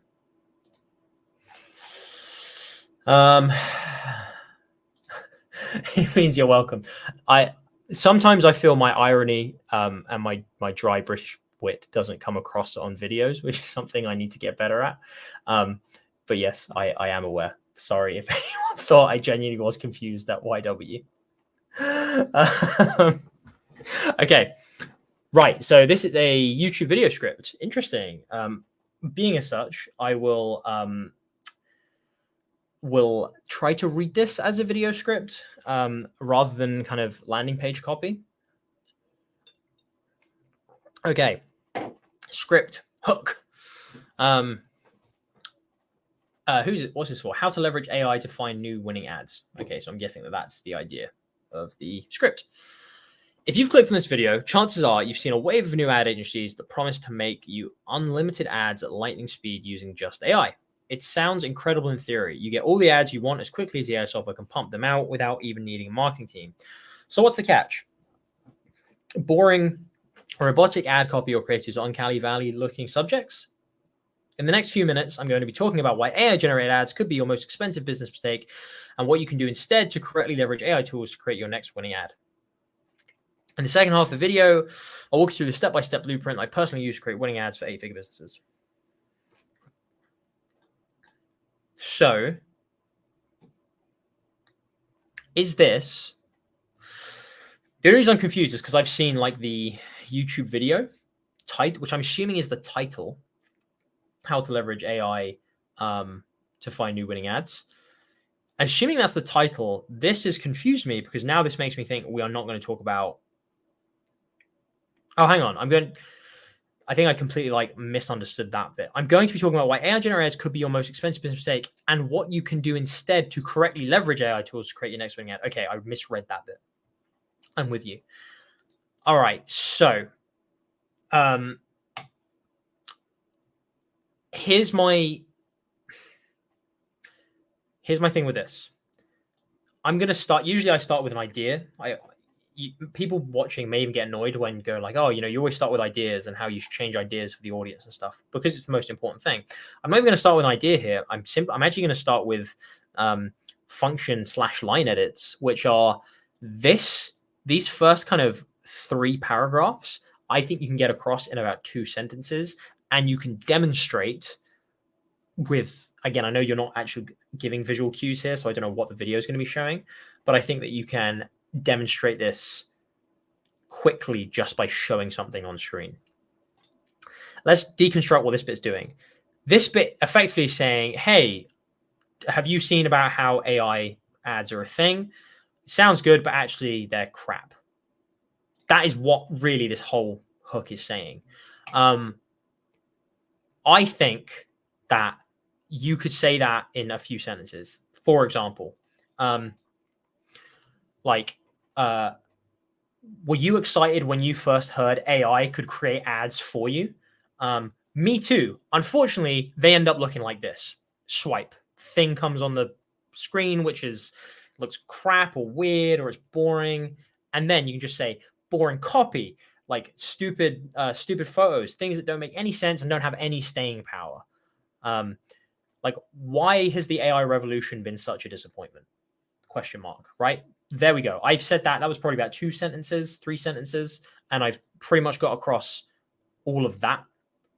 So 1 to 3 paragraphs with multiple sentences in them, in that, right? And I've done it with a visual element, which is far more attention grabbing because I'm causing someone to look.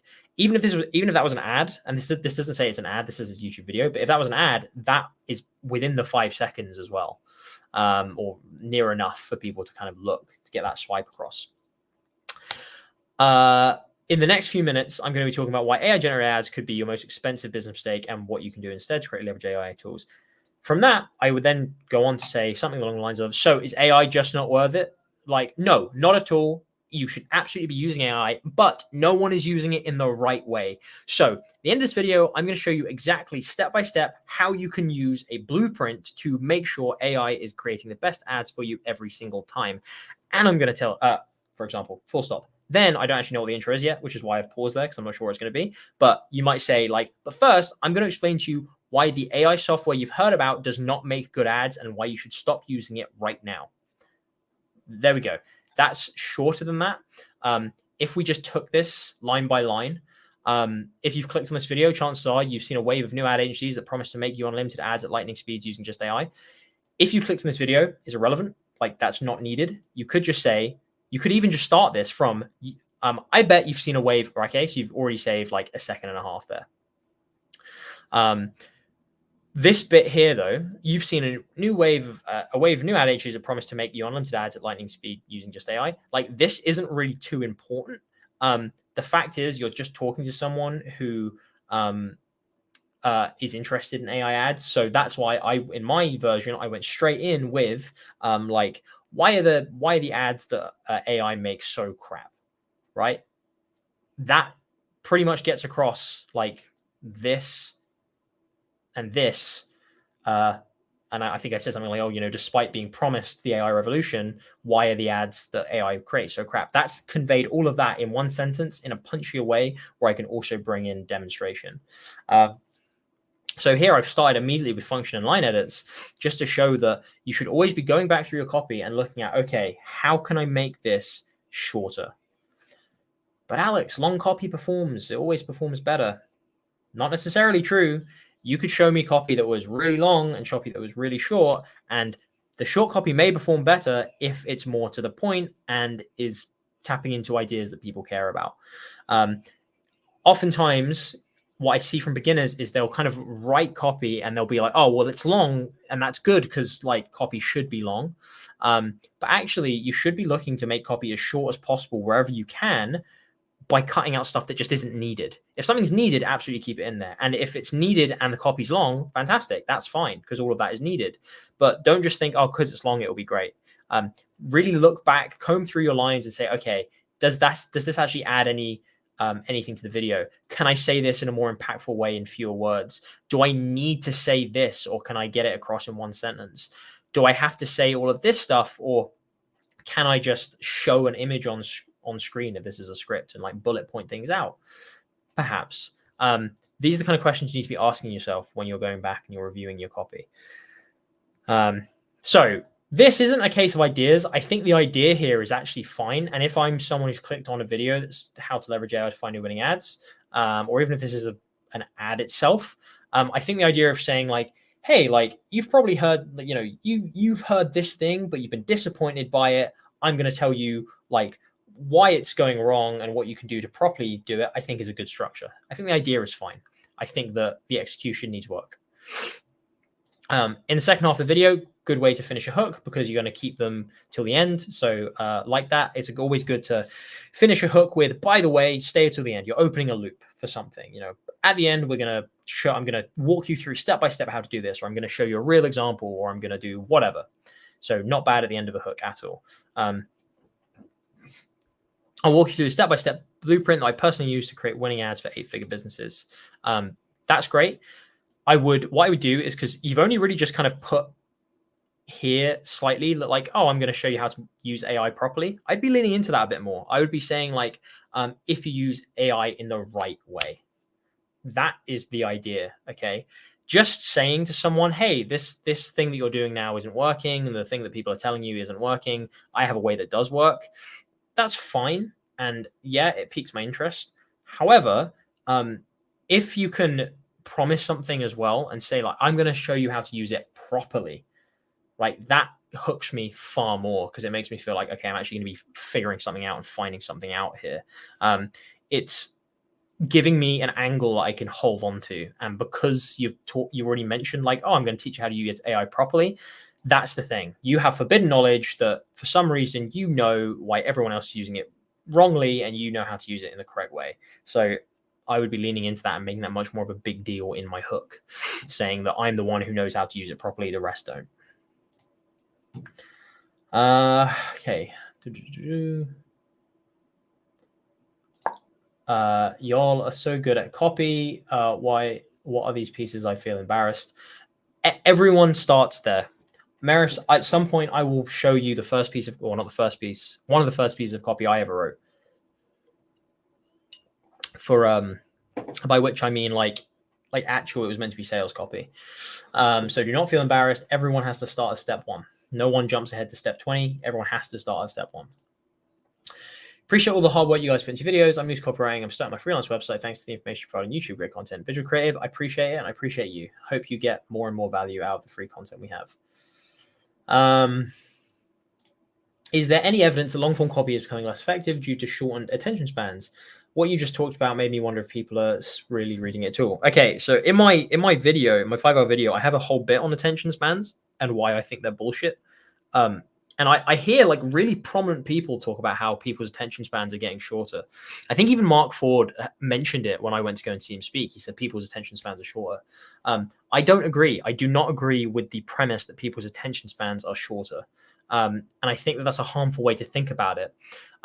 We can argue semantics and what attention span means, which I think is probably where the disagreement would come between like myself and say Mark Ford on this subject.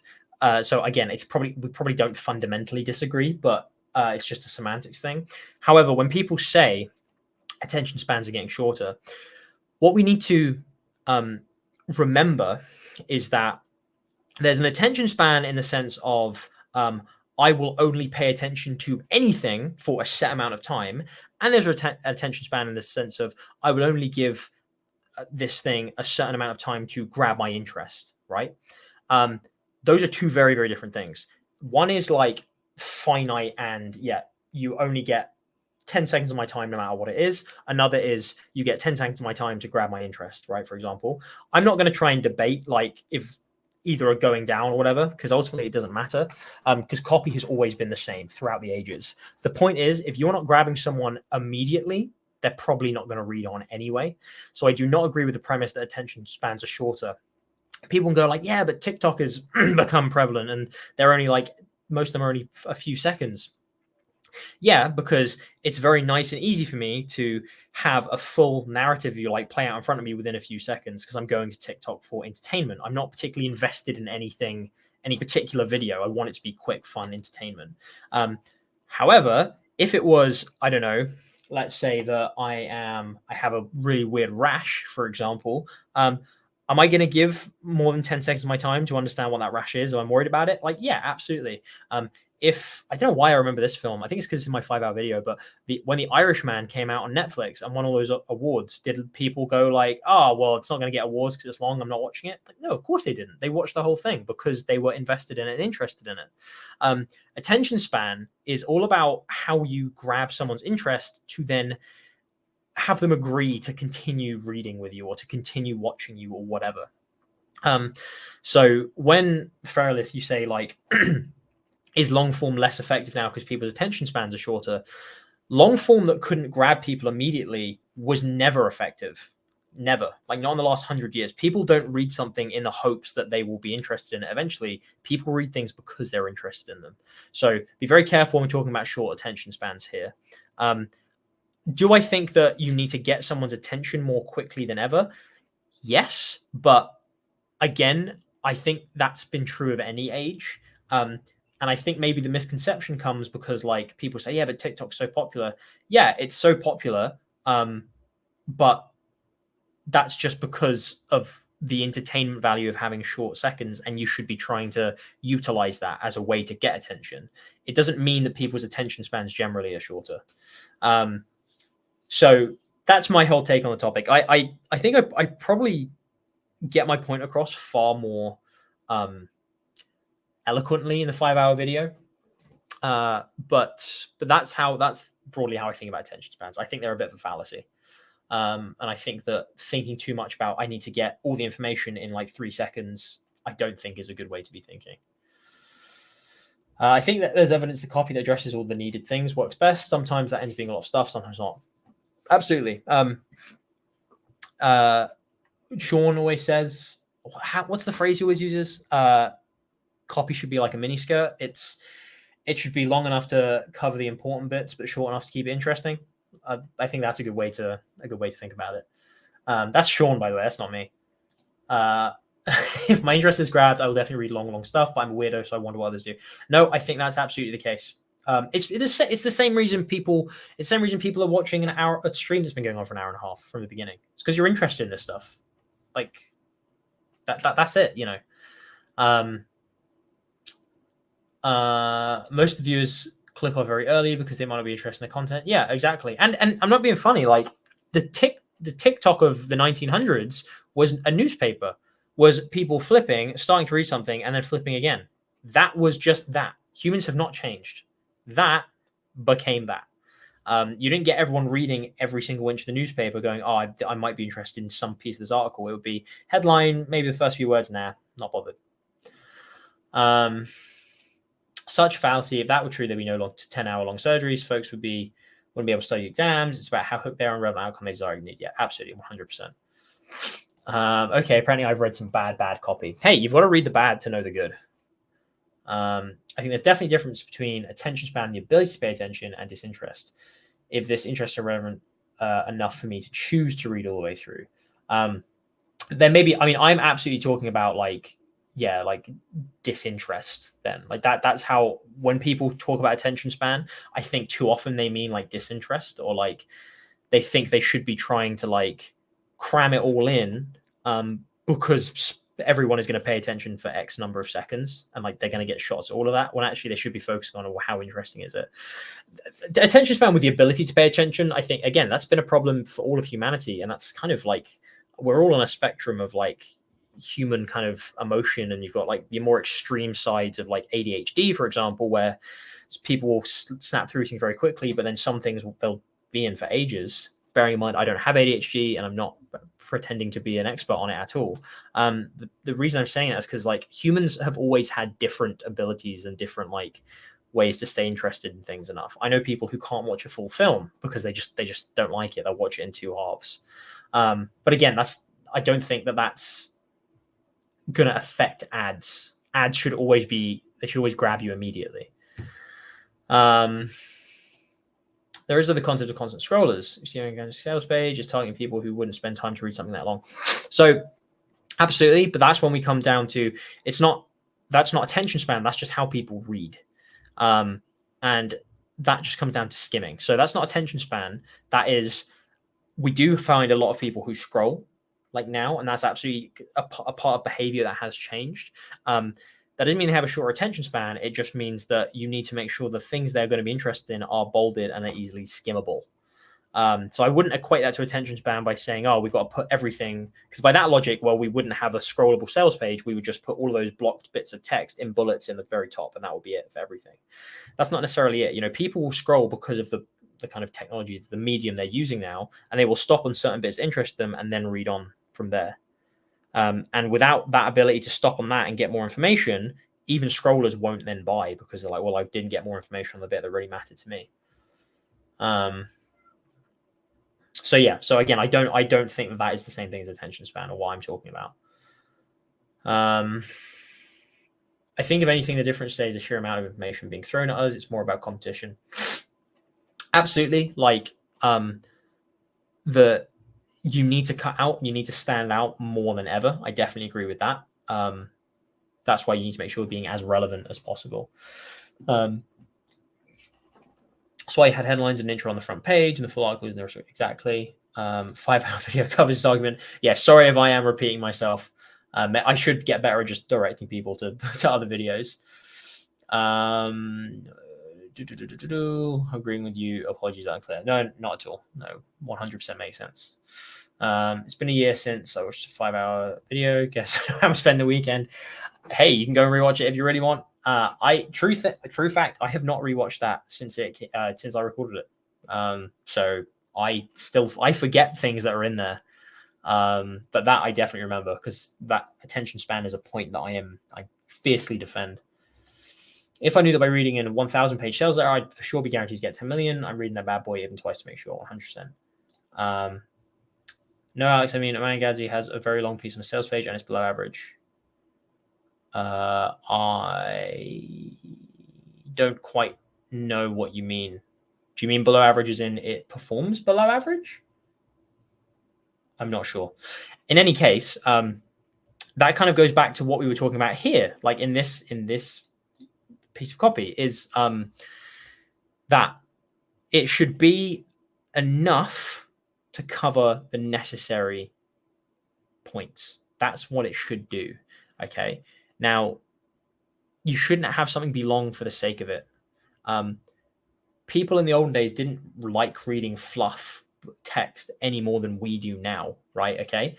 They still wanted the stuff that was interesting to them. It's all about having the stuff that actually matters and then elaborating and expanding on the things that people need more proof on or may have objections about. There's two types of people nowadays: the ones who watch TikTok and short form videos and the ones who watch 7-hour video essays. I do not agree. I think that they are usually the same kind of person. I do that. I do both of those things, and I know other people do for sure. Okay. And then last point of this, Alex says, if long form copy didn't work, the bigger business wouldn't be doing it. Absolutely. So going back to the original question, which was, does long form copy even work anymore? It absolutely does, because there are many, many purchasing decisions which need more than just a few bullets to convince people of. Having said that, you need to make sure that all the copy you write is relevant and actually needed. and is doing something. You know, if it's there for the sake of it, as I believe some of this beginning section is, then you should be cutting it down because people are less likely to stay with you. So hopefully I've given my piece about the hook and a long ask answer about attention span and long copy. All right.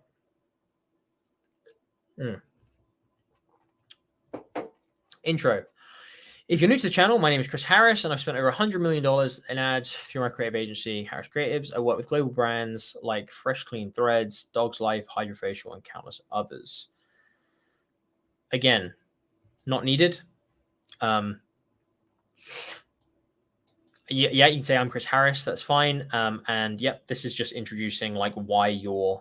I still think bits of this can be cut down. So I've spent $100 million in ads. And I've worked with global brands like Fresh Clean, Threads, and just like 3 options. So you can cut like this bit out, and cut this bit out. Again, I'm not going to keep saying this. I'm just trying to make the point, like you can trim this down. But yeah, certainly starting with, hey, this is who I am, the guru introduction. This is why you should listen to me. Absolutely makes sense after the hook. For 2 reasons. One, because after the hook is the reason when they're least likely to click off. So the next thing you say, you're almost certain they're going to hear. And if what you say next is your proof, your credibility, as we call it, then they're going to trust you. So an objection they may have is, okay, but how do I know you're worth listening to? Slot your cred in. And then all of a sudden, okay, right, well, I also now know why I should stick with you to the end of the video, because you actually know what you're talking about. So it's the best place to get it in because they're going to be listening. Why you shouldn't let AI create your ads. Okay, so this is the first kind of bit of the content of the video. And in all my experience creating ads for clients in all kinds of niches, the biggest lesson I've learned is quality over quantity. The reality is that one high-quality ad can make you more money than 50 mediocre ones. When you outsource your ads to an AI platform, you're essentially compromising on quality for speed and convenience. And there are 3 reasons why making quality ads is so important. All right.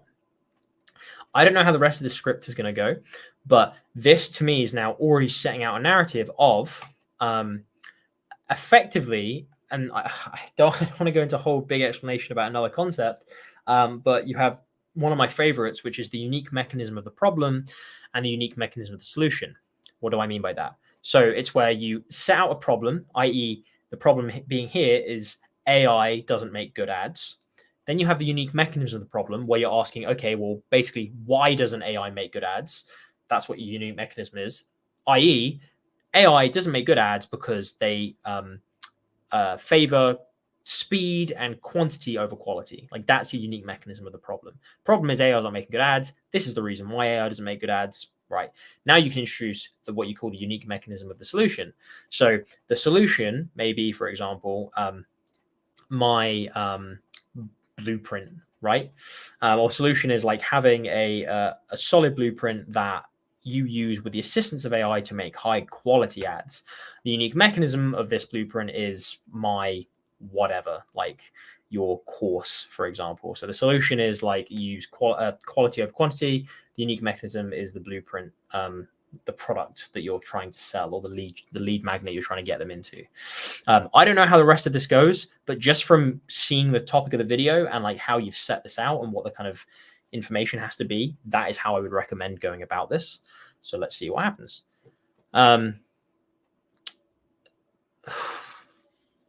And there are 3 reasons why making quality ads is so important.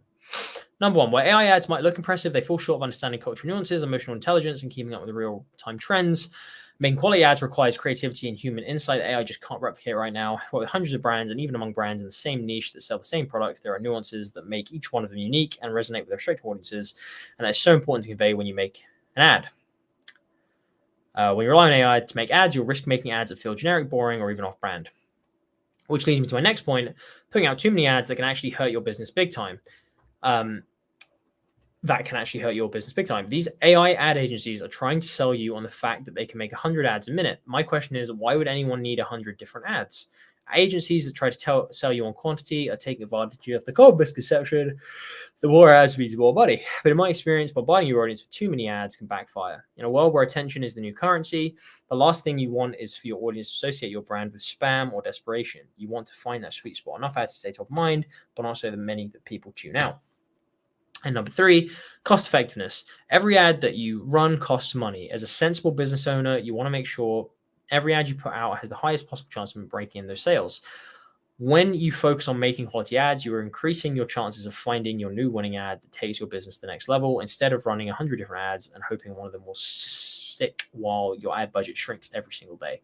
Now, I'm not discounting AI generated ads entirely. AI is incredibly powerful, and every day we're learning about new ways that it can disrupt the industry. But in my opinion, AI has a long, long way to go before we can rely on prompting it to create winning ads from scratch. All right, here's going to be my point in this. I would challenge whether you need this much information about 3 points about why quality is important in ads. I think, again, you get the same point across with just a simple example. And actually, I think you've summed it up here. Let me find where it is. Like here. Like this kind of part where you're talking about, like, why would you need 100 different ads? You can really leverage who you're talking to here. I don't know who your audience is. Like, I'm going to assume they're kind of smaller business owners. But I would lean very, very hard into the fact that saying, look, AI ad creation platforms have been designed to do speed and quantity. Now, unless you have a multi-million-dollar budget, they are not good for you. Do you know why? Because you cannot afford to run 100 different ads at the same time on $1,000 a day budget. You can't do that because you need to make sure you know who you're targeting. You need to go for quality. You just don't have the budget, for example. That can be your big first point, is you need to convince me now why AI is bad for it. We know that AI aren't good at making ads. We need to find what the unique mechanism is. The unique mechanism of the problem is that AI platforms were designed for big corporates who have millions of dollars in ad budget. If you're a small business or you know who your target audience is, you shouldn't be trying to use the same things they are, because it was not designed for you. You can get it across in pretty much that. You can sum up these points with a sentence each if you want. I don't think that really going into detail explaining them adds much to it, because I think they're actually quite easily graspable when you have just said what the point is. I don't think you need to then go on and prove it loads. So there you go. That's my. I don't think this isn't badly structured. I think the right ideas are there. You're setting up the kind of story of how AI isn't used for quality, and you're saying, hey, here's why 1, 2, 3. I just think that you can trim this down and you can make it far more punchy. And make it lead a bit more easily into the rest of the script. Because we have to remember, this is a script and someone is meant to be following you. And I think at the starts of these sections, you should be setting it out very, very clearly, like what the benefit is. So the biggest lesson I've learned, great, good way to start. The reality is that one high quality ad can make you more than 50 mediocre ones. Okay, cool. When you outsource your ads to an AI platform, you're essentially compromising quality for speed and convenience. Like, awesome. But again, this is what I'm saying. Like, this is where I would say, but the fact is, AI ads have been designed for multi-million-dollar corporations who have millions of dollars in ad budget. They are testing at speed and quantity because they have so many different people to advertise to. If you are a local business or a small business or whatever, you should be focusing on quality, not quantity. AI platforms are not the way to go. Point 1, point 2, point 3. But don't worry, because you can still use AI to make your ad journey easier and to make it more effective. You just need to use it in a way that no one else is telling you about. Then you can move into 3, which would be me moving on to the solution part of the unique mechanism dichotomy. Now, you might be thinking, but Chris, if I don't hop on this AI trend, I'll get left behind. My brand will become relevant and my business will go bankrupt. Don't worry. I have a proven way to leverage the AI tools that we have right now to make new winning ads and get more sales. It comes in 2 parts. Okay.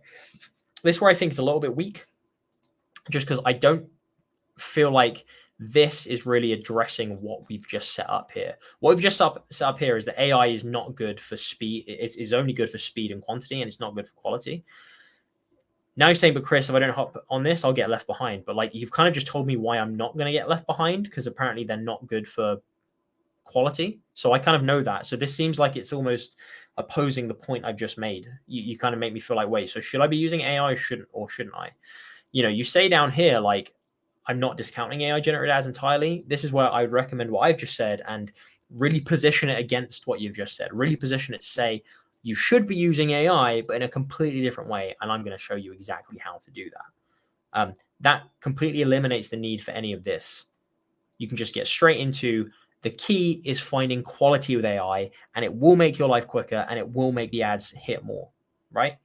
I think you're diluting this now too much into a kind of cacophony of ideas about, hey, we can use AI in a couple of ways, and there are 2 parts to my strategy, but I'm not really sure what your strategy is now, because you've started to say that, oh yeah, but you should still be using AI no matter what. I just think it needs a little bit more structure, a bit more of a thread running through it, and I think the unique mechanism of the problem to solution is the perfect way to do that. First, the strategy. Your biggest asset when it comes to creating winning ads isn't AI or your product or your capital, it's you. Now, again, this makes me feel like, okay, well, why are we talking about AI in the first place then? This doesn't feel like something that I would then stick around to watch, because I've come on here with the idea of how do I find AI to leverage new winning ads. If you're saying to me like, oh, well, I can use AI tools, but also it's all down to you, this is making me feel like, I don't know, this is actually going to tell me how to make it with the AI tools that I need. So I might reconsider how I'm structuring this, or change the idea of the video, to be a bit more of an anti-AI. So be like, why AI is not going to run ads for you, or why it's not going to work for your ads or whatever. At my creative agency, we know the foundation of any good marketing strategy starts with the audience. Every single ad you put out should speak directly to your audience. This is where AI comes in handy. AI can collect data from all your platforms, analyze that data, and segment your audiences based on different categories like demographic.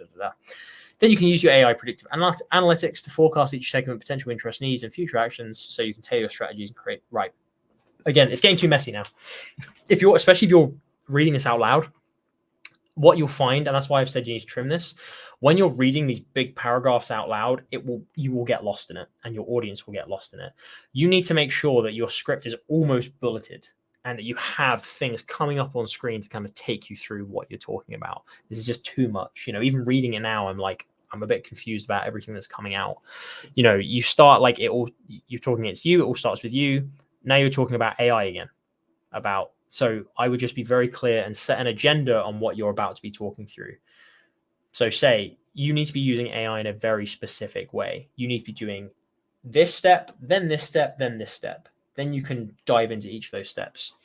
And by the looks of it, that's kind of how it continues on. So here's what I want to say to you, Michelle, who submitted this. I would set out a plan for this script before writing it. You may have done that already, but I want to see that plan. Like, I want to see what that actually was, and I want to see it almost spit draft to say, we're going to talk about this thing, then this thing, this thing. I think you need to have more of a structure here. And then try reading this out loud and actually asking yourself, okay, saying can collect data from all your platforms, analyze the data, and segment your audiences based on different categories like demographics, behavior, and engagement. Then you can use AI-driven predictive analytics to forecast each segment's potential interest. Like, those are a lot of words to say all in one go, and a lot of different ideas. Demographics, behavior, engagement, segments, needs, actions, interests. Like, there's a lot of stuff going on there, and it's quite hard to follow.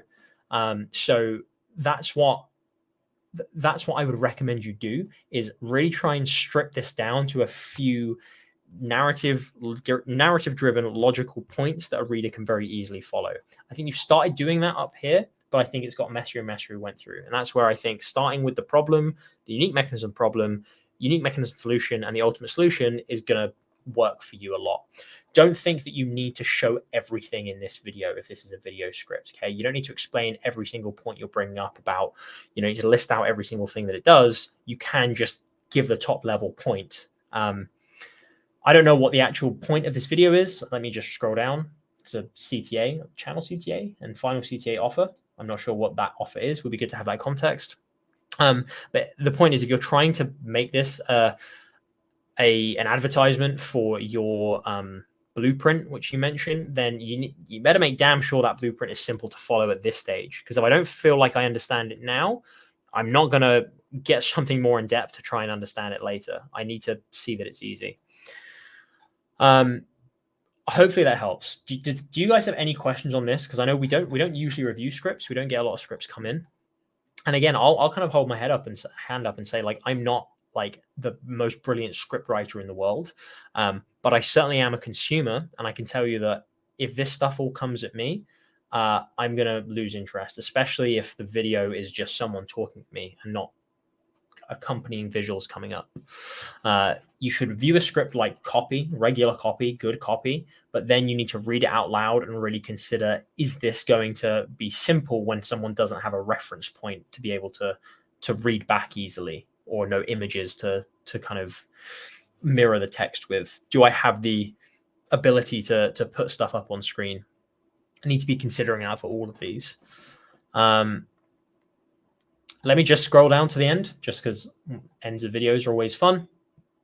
The second way you can leverage AI is by using it to optimize your creatives. Like, okay, right. So again, immediately, like, you're now talking about another way to optimize AI, but it's kind of the end of the video. I don't know if that's going to be another thing. It just makes me feel like you're just kind of shoehorning in different ways to use it. So just having one simple structure for a video, one simple theory, one simple blueprint, and referencing why your theory works where others don't, that's far easier than saying, oh, and here's how you can use AI tools, and here's how you can use the first part of X, and here's how you can use AI for strategy. Like, just give me one simple answer, which is how to leverage AI for finding new winning ads. Start with an idea and see that idea through. Right now, too much is coming into it. I'm assuming that there's meant to be more to this, because obviously that's the end of the copy for me. All right, cool. I'm gonna get out of that because I've thought too much about that one. If you don't mind, what do you mean about A/B tests? How does that work within a website, or do you have to pay for some kind of software? Okay, so A/B tests. What we mean by A/B tests is you have a control, i.e., you have one page, for example, but it could be an email, it could be whatever. But you have one thing that you already have, that you are that sits there, that people read, and then you have a test variant, which is the same thing, but you send 50% of your audience to the second version. Okay, so 50% of your audience get version A, 50% get version B, and then whichever one does best on conversions is your new control. That becomes the thing that you're then trying to beat with new test variations, pages, emails, sequences, whatever. How you actually go about doing that, there's a ton of different software for it. You can literally do traffic splitting at a higher level. So you can say to your email your email service provider, so say you're using Klaviyo or HubSpot or whatever, right?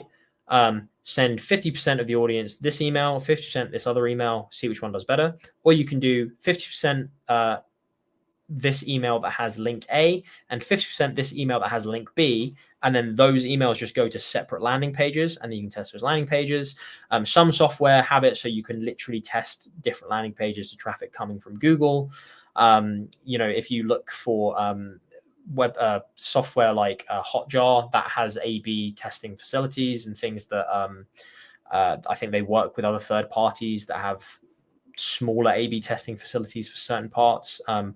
Google used to have Google Optimize, which has now been subsumed into the wider Google package.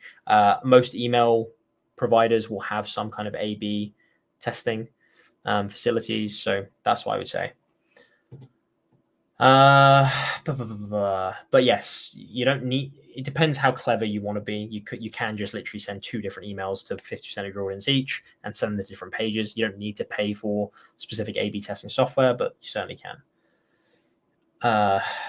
Yeah, exactly. Oh, hey, Sean. Lists on lists on lists. Yeah, exactly. I'm assuming that's referring to where we're talking about, interest and strategy and behavior and blah, blah, blah. There's just too much within this, too much in these paragraphs for me to keep track of. Like, it doesn't feel like there's a thread I can hold on to.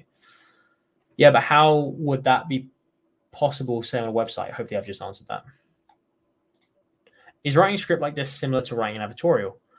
I mean, an advertorial is just a term for an ad that is dressed up as an editorial. So obviously that initially comes from newspapers, but if a video is like a review for something or is a discussion about a product type, that can still be an advertorial in itself because it can still be secretly advertising or pushing people to a specific product. So is this writing a script like this, like writing an advertorial? Well, let's have a look.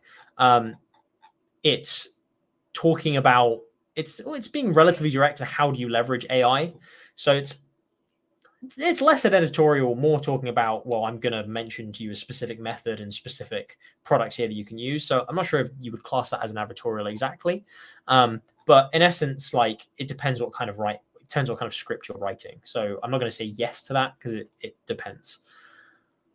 And Sean says, my issue with this script is it feels like AI generated. And you know what? That's kind of how I felt reading it as well. It feels like a lot of stuff has been mashed into paragraphs to tick boxes, which is a bit of an issue here. And that's why I just think Michelle, who gave this, like, just set out a plan for what you actually want to get across and how you want to take a reader through that journey. 1, 2, 3, 4, 5, 6, 7, 8. Okay, we have 8. We have 8 left. I need to get through these quicker. I mean, I love giving great time to all of them, but I was only going to give 2 hours today because anyway, I can still see messages popping up. All right. Context. Writing an Instagram ad for a gamified memory app. Okay, interesting. The creative should be pretty simple. Maybe just the headline and a list of bullets and benefits. Readers, people scrolling Instagram who also follow stuff about neuroscience and the mind. Okay, fine, that's enough. So basically, Andrew Huberman fans scrolling Instagram. Idea how information overload is killing our memory and what you can do to combat it. Offer a gamified app that helps your memories using memory palaces. Basically, association, action, click the link to get early access. Want to add your guest here, but don't know how without the numbers from the company. Would like to know if this, so I'm assuming this is free for now. Is it eventually going to be paid? Not sure. I don't want to talk too much about strategy, but might be going about that in a slightly different way. Interesting. Okay. Let's go. Rough creative. Something I will mention about strategy here. Whenever you've got something like an app or a quiz or a website or a game or something which is purely designed to help some kind of neuro based like network in your brain, i.e. to improve something about yourself, whether that's like your knowledge of history or your memory or like how good you are identifying patterns or stuff like that. Something you always need to take into account is that for most people, and even most people in your target audience, it's not a deep desire. It's not like something where I'm like, yes, I really want to improve my memory, or yes, I think I'm going to impress people by improving my memory. Usually it's more of I think there's 2 kinds of people really it appeals to. Either people who are just intrigued and interested, and as you say, just scrolling and want to do something they think is going to be kind of fun to see if they can do it. And 2 is people who want to be like hyped to the max in everything. Like they want to max out all of their stats and they want to make sure they have everything perfect. And I just think that latter kind of person is it's probably harder to identify, because even then they're probably not sitting there searching like, how do I improve my memory? And if they are, then that's the kind of place that you want to get to them. Mostly if you're doing what kind of passive ads, so where you're just basing it on a demographic and association, like Instagram ads and meta ads, usually you can't really be so direct in saying like, hey, improve your memory with this because you want to max it out, because most people are probably not going to be that kind of person. If they're searching, you're doing search ads where they're saying, hey, how to improve memory, then it makes more sense. But these kinds of people, they're not high intent. So you need to be a bit more on the intrigue side, a bit more on the fun side, a bit more, hey, this thing is interesting to start with. So it's always harder. These are difficult things to market for. Right. So let's start with that in mind. Rough creative. So the image. Scrolling is killing your memory. Headline, scrolling is killing your memory. Now, this is an Instagram ad. I'm just trying to remember the format of Instagram ads. You have creative, and then you have caption. And that's it, I think. I don't think you have headline. So I'm going to assume that headline is just meant to be that. Yeah. Copy. Have you noticed yourself having senior moments? Which brings me to my next question of who is this for? Is this, I know you've said it's on human scrollers. I'm going to guess not a lot of seniors follow him. And if this is meant to be saying, like, to me, I know that this is saying like senior moments as a thing that you shouldn't be having because you're not senior. But to me, this still makes me feel like you're talking to a senior. And I almost feel like if I was going past this, I would not view it as having senior moments. And I might think, oh, this isn't for me. This is for an old person. So I actually think, I know what you're going for, but I actually think this risks people disassociating from your ad and thinking this isn't for them. Because I'm not sure I would even describe me forgetting something as a senior moment because I'm not senior. If you said, like, have you noticed yourself forgetting things? Actually, and I do that quite a lot, that would actually jump out to me like, yes, I have. Because you said senior moments, it makes me think like this is actually designed for old people. Something to be wary of there. If that's the thing that's trying to catch people, scrolling is killing your memory. Are you having senior moments? I just think there's a bit of incongruence there between the headline and your first line, like the creative and what you're saying. Okay, what did they say? The wording is also just clunky. Yeah, again, I won't critique the wording this early on because we had too much of that in the in the last couple. But yeah, for sure. A product says, "Yo, are you real?" I don't know. How do we know if any of us are real? All right, alternatives. Ever walked into a room and forgot why? Is brain fog a regular occurrence for you? How often do you zone out? The other thing is, these are quite different as ideas because that ultimately is the core idea. That is the thing that people are going to see. Scrolling is killing your memory. If you then say, how often do you zone out? Like, is that the same as killing your memory? I don't think so. It doesn't feel the same to me. Again, it's not, there's incongruence here. It doesn't feel like they're linked up. If that is the only creative you're going for, which is the only thing you put here, so I'm going to assume it is, you need to back this up. Like, scrolling is killing your memory. You need to now show like why it's important for me to then read on. And that's either by calling out to me directly or hoping that the intrigue of this works and making it even more intriguing for me to go like, oh man, yeah, I want to know what's happening here. But honestly, I don't think this is a particularly strong creative / headline especially for a meta ad where people are scrolling. I think that, yes, I am scrolling and it's saying it's killing your memory. But actually, as Julio, sorry if I say that wrong, has just said, it feels a bit negative to read. This almost feels like a critique of me and what I'm doing. And I don't want an ad dunking on me saying that I'm shit.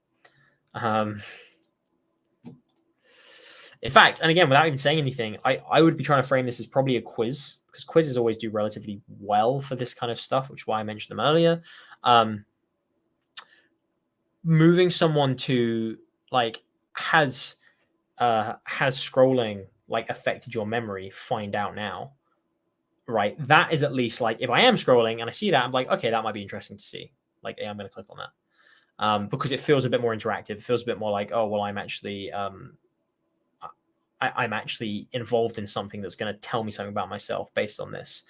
So that's what I'm going to say for that.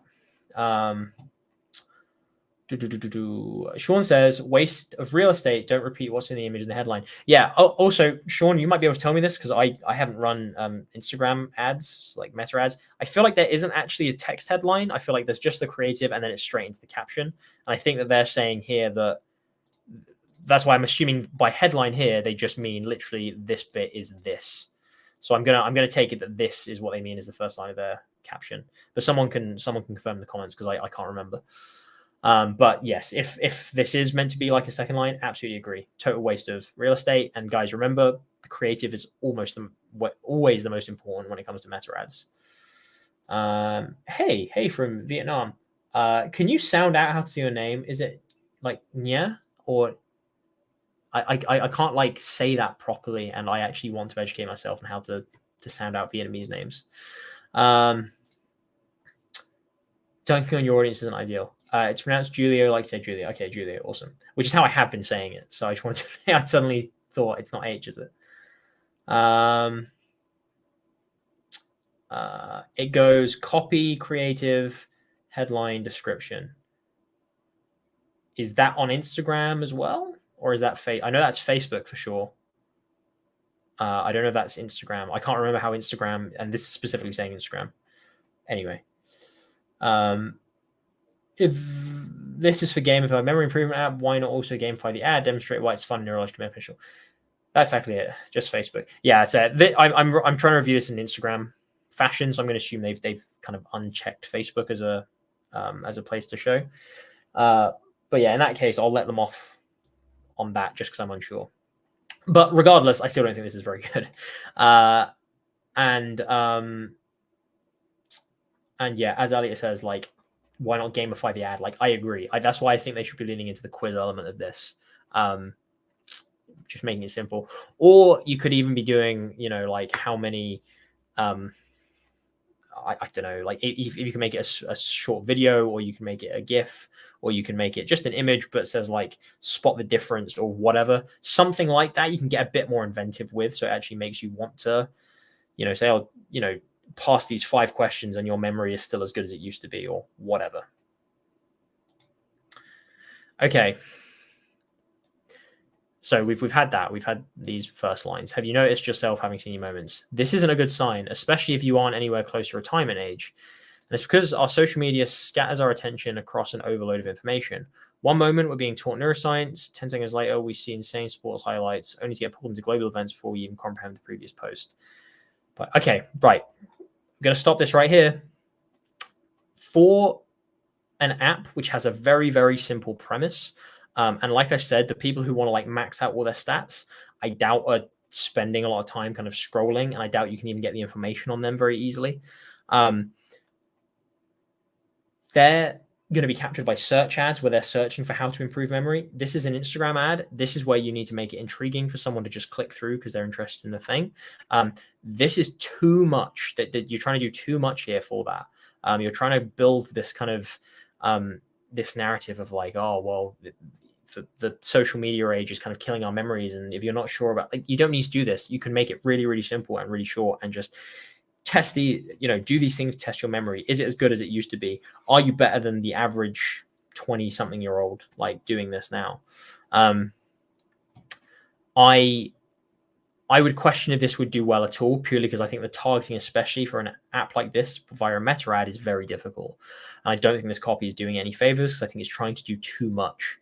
I think you're trying to almost write it almost like long form copy, because you feel like, oh, well, we need to set up a lead here, and we need to have like a more context on what the bigger problem is and what the wider situation has to be. I don't think you need to do that. I think, kind of as Elliot suggested, you just need to gamify the ad itself and make it intriguing and interesting for me to click through to. Because I don't think you're going to get that type of person on via an Instagram ad,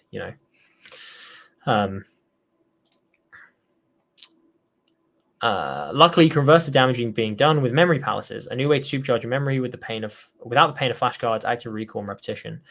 Business Aim provides a fun way to boost your memory. An app co-founded by a 5x world memory champion. Yes, that's a real thing. Gamified is the exact memory palace method he used to win Who Wants to Be a Millionaire. Memorize over 50,000 decimals of pi and the names of the entire audience at Britain's Got Talent. Is this real, or is this like, have you just made this up for the test? Like, this method clearly works, and it has helped him and not many others like him memorize overwhelming amounts of information. Okay, this needs to be punchy. This needs to be, you're capturing someone's, like, as Sean has just said, The analog to long form feels right. In short form ads, you have such little time to get attention. Building a tree and actually admitting the information often works better for the purpose. Yeah, like you have such a small kind of short space to like to get someone into this. I don't think that someone who's been intrigued and pulled in by a creative about memory is necessarily going to then be interested in all of the stuff that you have to say down here. The biggest issue I have with this, right, is purely I do not think that this, as Zach has said, that this medium is the right place for this kind of ad. If you are going to use this kind of ad, then I think that you can lean more into the fact that this has been done by someone who wants to push the boundaries of what's possible in memory, and you can really kind of talk about how this is the best kind of memory technique and stuff like that. But again, I just don't think you're going to get that kind of person through Instagram, which is why I'm having so much trouble with this, because it feels almost wrong to critique this for what it is based on where you're trying to put it, right?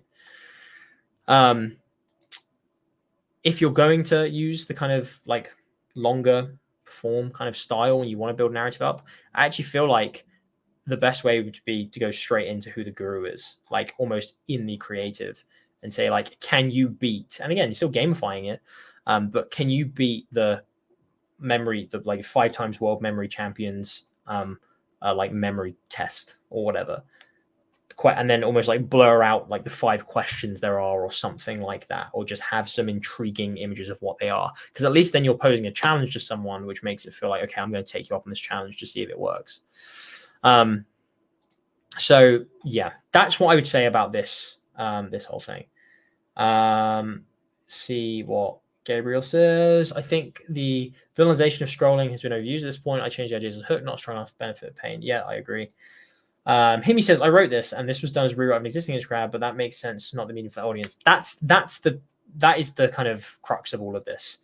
Probably should have put that in the context. Well, no, I mean, you did enough of a job to put that in the context to, like, you know, just show that, well, this is why it like wouldn't necessarily work. And I have to, you've got a hard job here if someone's asking you to, hey, get people's attention for a gamified memory app through Instagram, because I think that's just generally quite a difficult thing to do. And as kind of much as it pains me to say it, like take a leaf out of the, you know, like kind of the zombie apocalypse ads, like take a leaf out of their book, where you're watching someone play the game and they're like, you know, shooting a horde of zombies and they're moving through different things. Like it makes you want to do it because you get annoyed at the fact they're not doing it right. Or you just think, oh man, that looks fun to be able to do like a pattern and to kind of build something that would be the best. I want to complete this loop. I want to close the loop of getting to the end of that level successfully, for example. Take a leaf out of their book, you know, gamify it, show something that like, oh, you know, if you can get this right, then maybe you can pass the full memory test. And then to the point, intriguing, move into whatever CTA you're moving into. And then I would test a kind of shorter version where you're being punchy and being very direct about, hey, gamify, versus maybe something a bit more like this where you're leaning into, hey, the 5 times world memory champion did this. Like if you want to max out everything about yourself, if you want to make sure you have the best memory and all this kind of stuff, then hey, like here's the reasons you should do it. I still think the shorter one with the punchiness and the directness is going to win. So I hope that helps, Himi. That's how I would restructure this. Gamify it. Do what you're trying to do with your product. Okay, cool. All right, next we have got context of this. I did the content design and dev for this. Thanks for the review. Context coming from Google SEO and Google Maps. Okay, cool. Reader, homeowners looking for a general contractor for their project. Idea, people who are looking for a general contractor that they can hold on to forever and for any project. They've been burned by crappy GCs before. Offer a free estimate on any home improvement project. Action fill out form. Thank you very much for that context, MQuiz. I appreciate it. Oh, sorry. And Himi. Okay, Himi just said that was super helpful. Thanks, Alex. You're very welcome. Okay, great. So this looks so much crazily like the landing page for an info product that I did 4 years ago, which was also in the contracting space. So this is creepy. We had the same colors. We had the white on the kind of like dark blue. We had the diagonal split where we had him there. So that's really weird, first of all. Okay, so the context where they're getting traffic from is I'm imagining, as you've said, kind of organic clicks, people searching for general contractor in area or whatever. But you've also said that it could come from Google Maps. So this is local. That's going to be my assumption going into this. MQuiz, I saw you in the chat earlier, so if you want to provide any more context or disagree with anything I'm saying, then please do. But my understanding is this is a very much local. So awesome, that's useful. Is this like a whole website as well? There we go. Bathroom remodeling in New Jersey. Awesome. Okay, you know what I can already say is this is better than most local services websites that I see. Okay. So first of all, nice. Like even just by clicking on like one or two, like a page. I should never be given websites to review because I just get so nosy on like looking at everything. And hey, careful, that top CTA doesn't work. Fix that.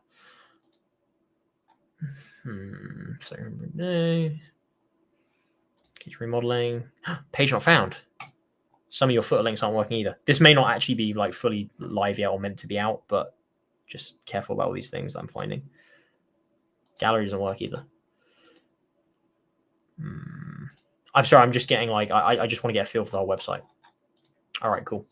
So assumption is that this is going to be the homepage and the primary landing page. However, you've also got like bathroom remodeling. So this, again, assuming like the SEO is getting picked up, this could work as a landing page for someone who types in bathroom remodeling, New Jersey.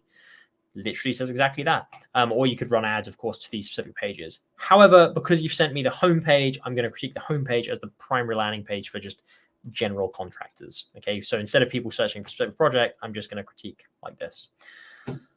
Okay, here's MQuiz. If it works, don't fix it. Absolutely. Gabriel says, I worked with a local remodeling company before.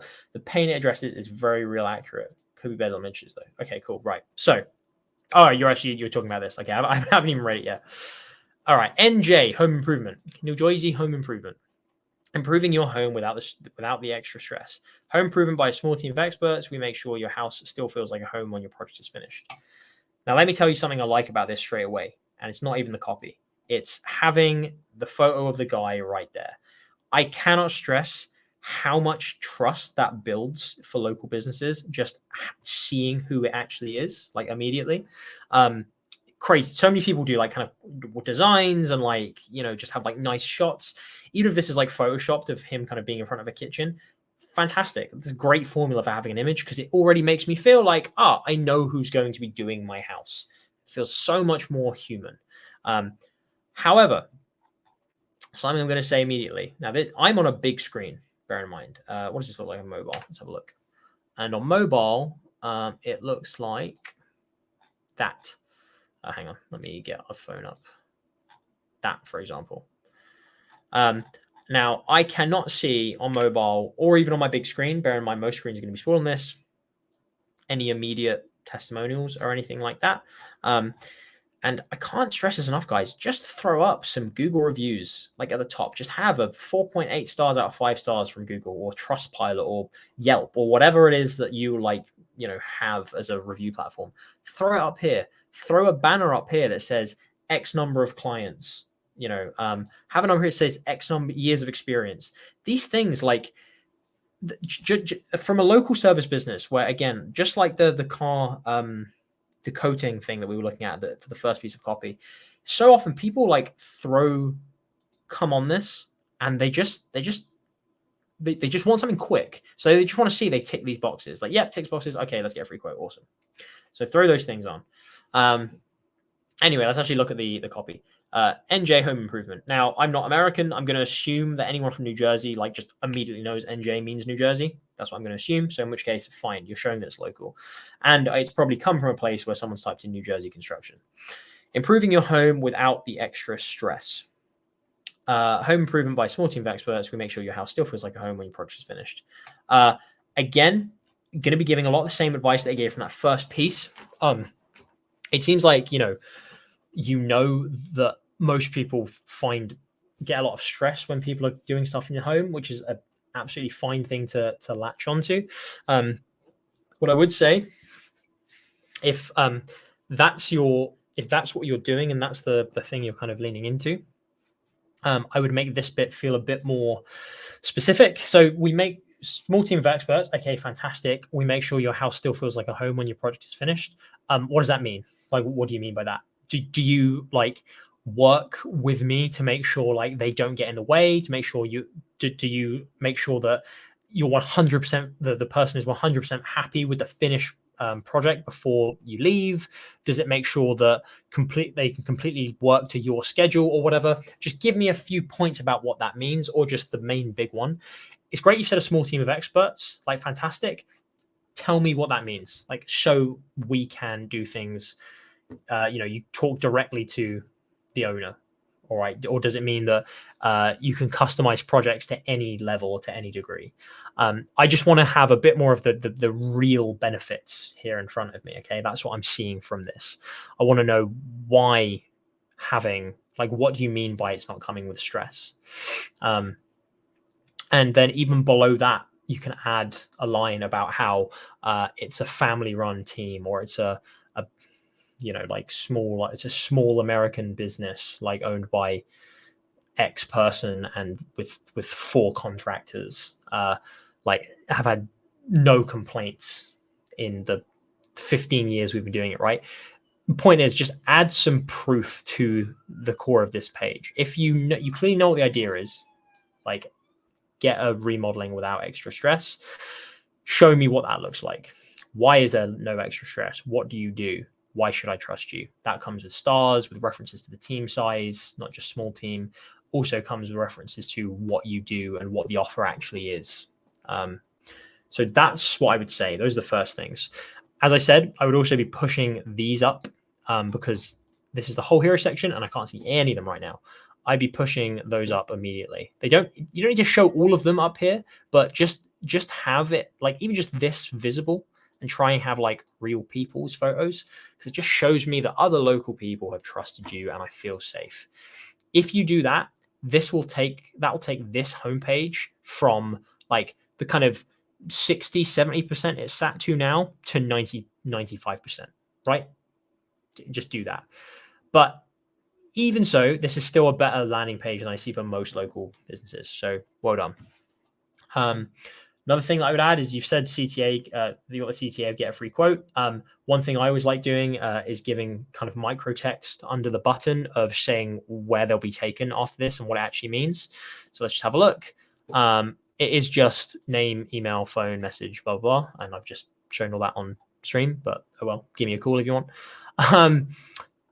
The core here is just to show them that it's very, very simple to get a free quote, right?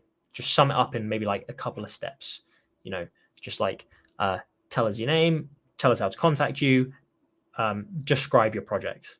We'll get back to you like with a quote. You may want to add, and I actually found this for local businesses. I found that just having an open box like this, you get fewer responses than if you add a couple more boxes, which I know sounds counterintuitive because we always talk about, reducing the number of steps. But have a couple more boxes and have them have kind of specific parameters within there. So where you say, for example, like which room/rooms is it in? And then maybe having like a kind of tick box list that they can select, like kitchen, bathroom, living room, outside, porch, other, right? And then maybe having another one which says what time frame Like, do you want to get this done in like ASAP or like before this date or before this date? Just things, and you'll know this better than I do with this specific contractor, like what kind of stuff they offer. But are there specific questions you could ask at this stage? Don't overdo it. Just have 2 or 3, but it makes the person feel like they're giving information that makes sense. Because often just having message can be quite intimidating because I don't quite know what to write. So even putting some micro text in here that says, simply tell us like where the remodeling is, like what room it's in, what a brief description of your project and how much has already been done or whatever, right? You again speak to the actual contractor about this. Just ask him like, what do you want to know? Like what things you actually need to know about from someone's project, and add them to this form. Not crazy amount. I would never have more than kind of like 6 or 7 fields, you know, including like these ones. But just a point. Also, I would Gabriel said budget. Now budget, the reason I didn't recommend budget, and I found this especially with construction companies and the likes of not pure construction, but like carpentry businesses, for example, where they're going to do something. Oftentimes the owners don't like putting budgets in because they don't want to start off on the wrong foot of like someone saying, hey, well, this is how much I can pay, and it's actually way more. That's up to the dude. It's also, I think there's something to be said about people not necessarily knowing what the budget is. So they're always going to put the lowest one. I would err on not having a budget personally, but I don't have enough data on whether it's going to kill or improve. So I would err on the side of caution of not having it, just because there's a few perceived negatives to having it there. And I'll come back to your comments in a second, Mquiz. But anyway, so that's the first thing. Again, that's just the top section. Oh, hang on, let me go back up. All right. So Gabriel said, I've worked with a local remodeling company before. Paint is very real accurate. Could be better dimensionalized though. Yep, agree. Yeah, it's on the docket. I used a lot of quotes / video testimonials of homeowners talking about their previous nightmares experiences and comparing to ours. That's what I meant by emotional dimensionalization. Yeah, for sure. And that's something we'll talk about when we get onto the next section as well. Stress-free home improvement. Our dedicated team of local experts are here to work directly with you and turn your house into your dream home. Yeah, I think like even then, like I think that like having the headline, you know, stress-free home improvement, or local remodelers to save you the stress, or something, you know, something like that.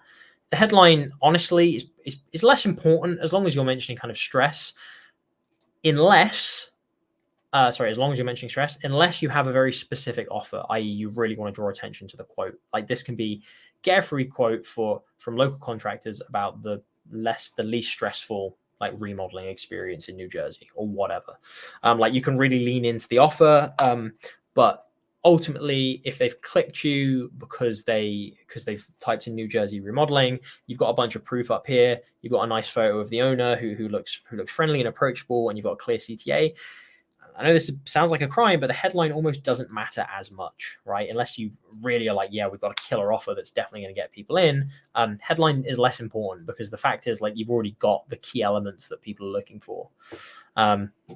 Another thing that might be that I always felt was good to add for any local service-based business is just a service stack. So just like, you know, we do this and we do this and we do this and we do this and we do general like maintenance or general remodeling as well. So you can have kitchen, bathroom, living room, porch, garden, like custom projects. Just so when someone's on here, they go like, yep, they do that. Okay, great. I'm gonna message them.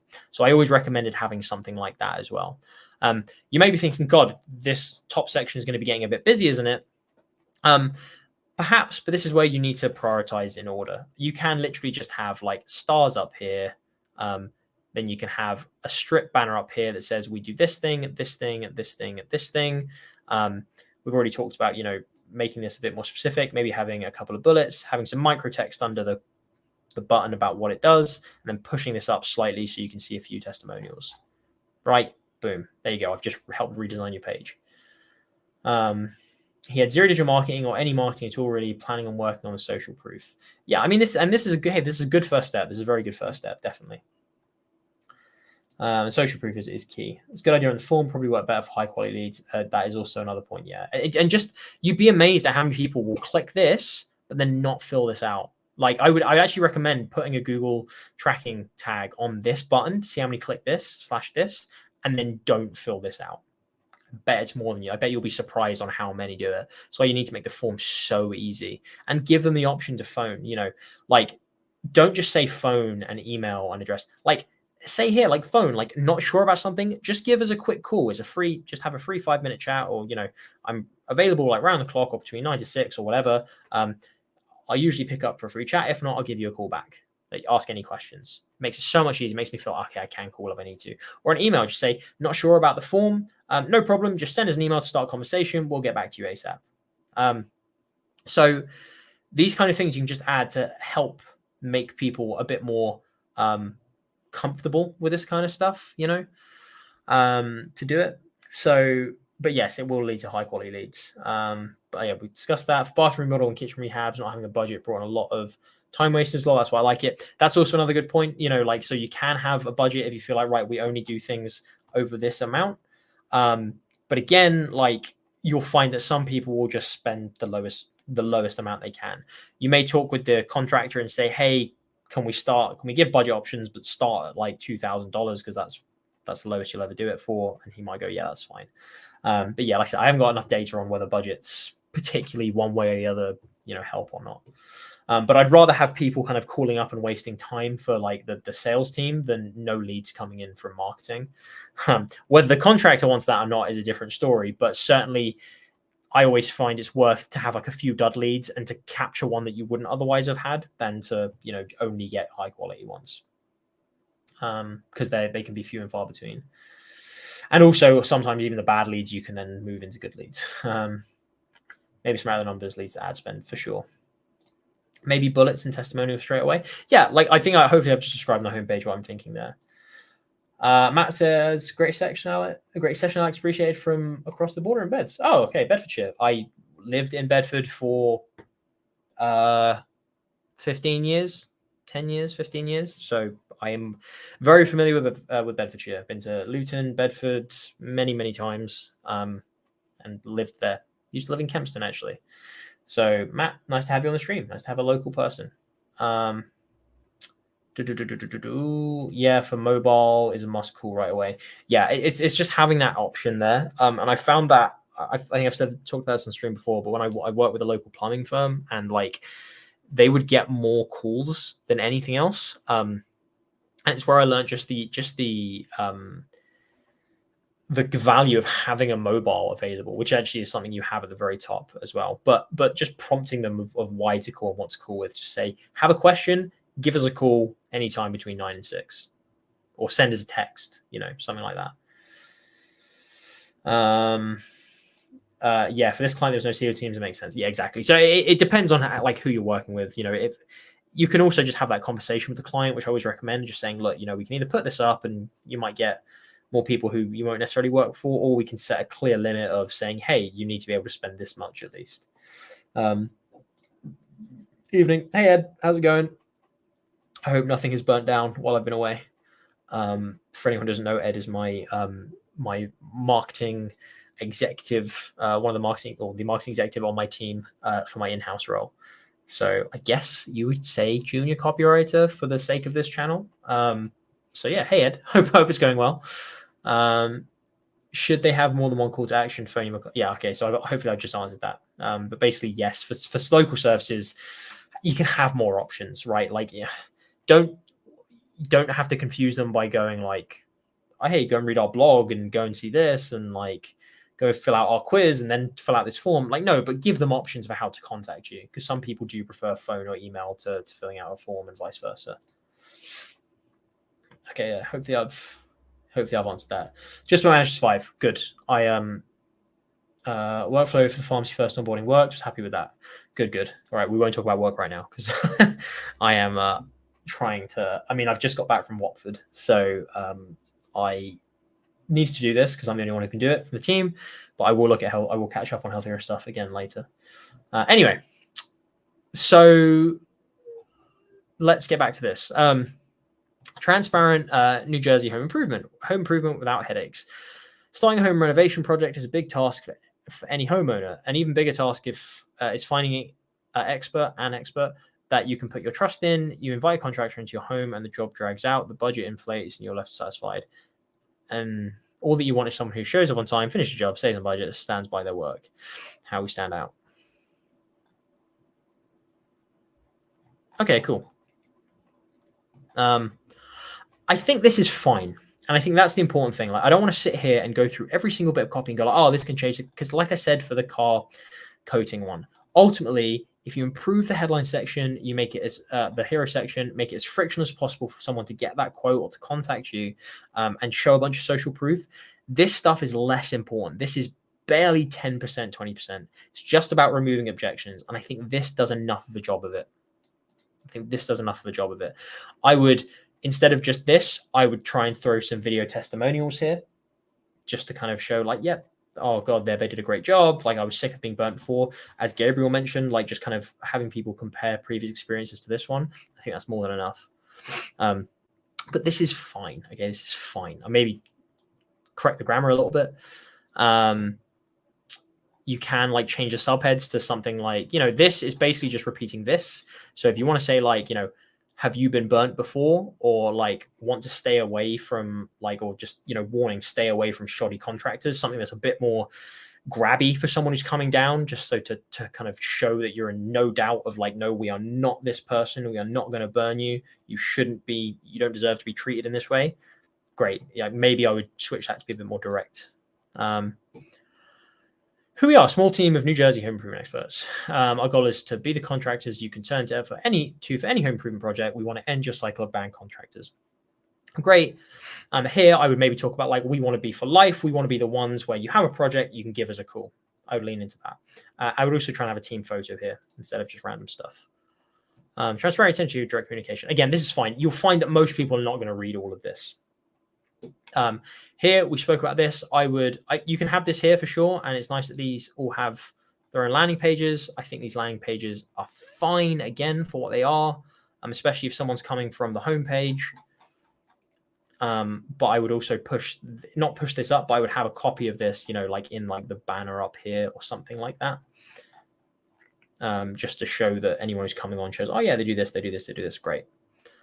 Getting started is easy. Connect with us, consultation, construction, clean up. Looks good. Start your home improvement today. Honestly, MQuiz, I think this is good. I think this is fine. I think that the hero section can do with improvement, and I think you should just be thinking about, okay, how can I make the objections a bit more obvious? So talking directly about shoddy contractors, showing that we're a small team of experts and be direct about that, showing why that's a benefit. I would also throw in something about how we've become like the go-to contractors for life for X number of people, or like we want to be your go-to contractors, so you never have to worry about who to call again. Even if we don't have the tools, we can recommend another trusted person, like just to show that. Also, quick note, I would just delete this top section here. I imagine you're building this WordPress or something. Or did you say you did the coding for this? Maybe, so I'm not sure. But hey, Poppins is one of my favorites. But the point is, I would just delete these top sections where it's just got the page title, because it's just wasted real estate basically. Contractor you want to keep for life. I like that. We know that hiring contractors is exercise and trust. Too many times we've heard of homeowners being burned by walkouts, hidden fees, unsatisfied work. Awesome. I think this is fine, dude. And like, especially as an about us, if this is the big objection you want to get across, you want to defeat, which is why people would be going to an about us page, then fantastic. We've over 15 years. Please change that to we have. No one says we have as we've. Although I do like it. Reminds me of kind of old English. I am joking, by the way. That is not actually going to change anything. It's just something that made me laugh. So yeah, dude, I think this is good. I do think this is good. Better than most local services businesses I see. The key is just killing objections and making it as frictionless as possible to get a quote or get in touch. I think the main things you need to improve are this hero section, getting more social proof and getting some video testimonials, being a bit more direct with the objections that you defeat, and then improving the deleting these at the tops of the pages as well, just to save space. and making this frictionless. So making it far easier for people to get in contact with and telling them what to do at each stage, giving them a couple more options so they feel safer in what they're actually saying to you, and encourage them to contact you by phone or email if they just want a quick reply.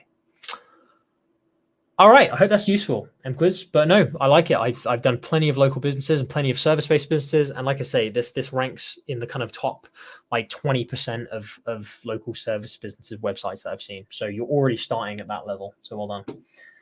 And you mentioned no all raw HTML, CSS, JavaScript. Well, I salute you because I cannot do that. Whew.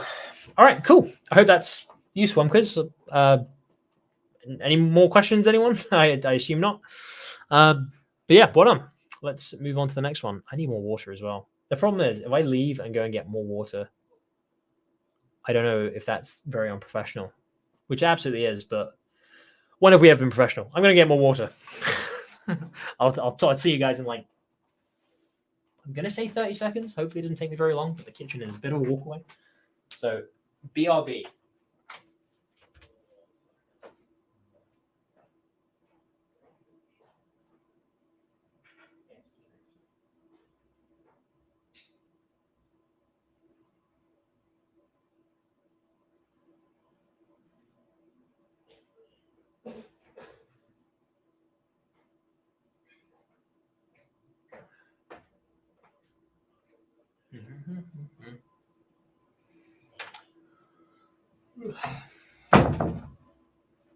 All right.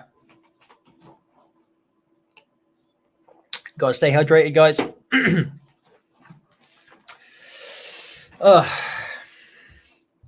And we didn't lose any viewers, which is amazing. Thank you for staying. Just quickly, what skills should a copywriter learn to become more valuable? We have a whole masterclass on that, and we have whole videos on that. What would be the best ones to go and look at? I can't think of the best like YouTube video we've done to explain that, but long story short, email list management, being able to do marketing strategy and know like what to recommend for business owners, for example, like how to structure landing pages in funnels, for sure. Like knowing a little bit about design, so like you can wireframe things for designers, so you kind of understand what good design looks like. You don't need to be able to design fully yourself. You don't need to be able to code. Any skill you pick up is going to make you more valuable, but those are the ones that I think are best, particularly around marketing strategy. Hydrate yourself, bro. Maris, I appreciate it. Elliot, I appreciate it. I've now hydrated. If somebody needs the out of the wallboard filter, yeah. Well, I mean, we use a filter. What do I use? Some kind of, I don't know, some kind of jug. Would a blog section for such a local business website like this serve only as vanity metrics? Okay, so actually, funnily enough, I discuss this a lot at the moment with pharmacies. So you need to think about what people are searching. If people are searching for a specific service and then with a local like town or city name, then not necessarily, because if you're searching for example, bathroom remodeling, New Jersey, this page can prove well for that, right? Like, I know this isn't a blog, this is a landing page, but you can have the same thing with a blog where if you're like writing posts and articles to support like these kind of searches about bathroom remodeling or best bathroom remodeling in New Jersey or best bathroom supplies in New Jersey or whatever, like then it makes sense because there's more of a chance you can show. But ultimately, if you're not like trying to rank on terms that are locally searched, then it's just not worth it. Because again, pharmacy is a great example. Obviously, I work with a lot of pharmacies, and a lot of them ask like, well, how do we, should I be doing a blog and can you write blogs for us and stuff? But they're trying to write blogs for stuff like best pain relief or best tablets to use or where to get vaccines or whatever. But like none of that is constrained or contained within like a location. So they're competing with the NHS and like Boots and huge pharma companies who are obviously going to get the SEO ranking for anyone who's just searching for best pain relief, for example. So there's no point of them doing blogs for those things. So are blogs worthwhile? Yes, if they are trying to drive a specific audience that you know towards a specific action, i.e. bathroom remodeling in New Jersey. But for the vast majority of cases, like, yes, they are just vanity metrics. And I don't recommend that local businesses waste their time with blogs, because there's far easier ways to get leads, search ads being one of them.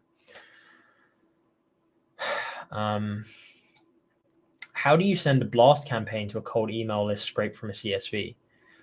I mean, number one, I don't recommend sending a blast campaign to a cold email list if you haven't got consent from them. If you do have consent from them, then you just need to upload it to an ESP. HubSpot, for example, has email services, as does ActiveCampaign or Klaviyo or whatever. You just upload their names through their import portal, and then you come up with an email, a subject line. That's basically how you do it. I can't give any more context without any more information without more context. It could probably work only for locations just against you. I mean, that's the thing. Like, local businesses usually aren't going to rank on a national level for search terms unless they're extremely niche. I see law firms quite often doing that when I've been doing like research for things.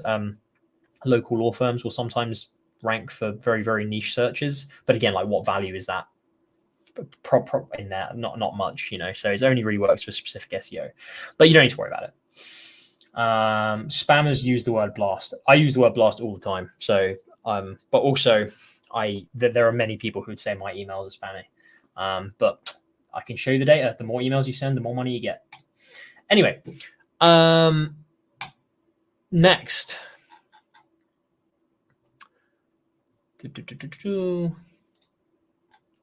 So this is an email. Reader, someone who's been into fitness for quite some time and still has that routine from a professional bodybuilder. He's slowly getting burnt out from it. Okay. Go make them click to K. Boge's website and check out more of his content and programs. Okay. So someone who's been into fitness for quite some time and still has that routine from a professional bodybuilder. So I think I'm understanding this right. So it's someone who is fed up with their routine they're currently doing is who we're trying to target here. And again, would be good for any email to know the context of the list and who these people are and why they've, signed up to it. But I will do my best without it. The GOAT of simplistic fitness. Okay. Hey, are you still on that bodybuilding routine you took from a professional, thinking that would be the best way for you to make some gains? To be clear, I respect that. I mean, the amount of time and effort it takes to do that hard routine is phenomenal, but it won't be the way for you to be in the best shape of your life. The reasons are pretty simple. Okay, I'm confused by this email immediately. As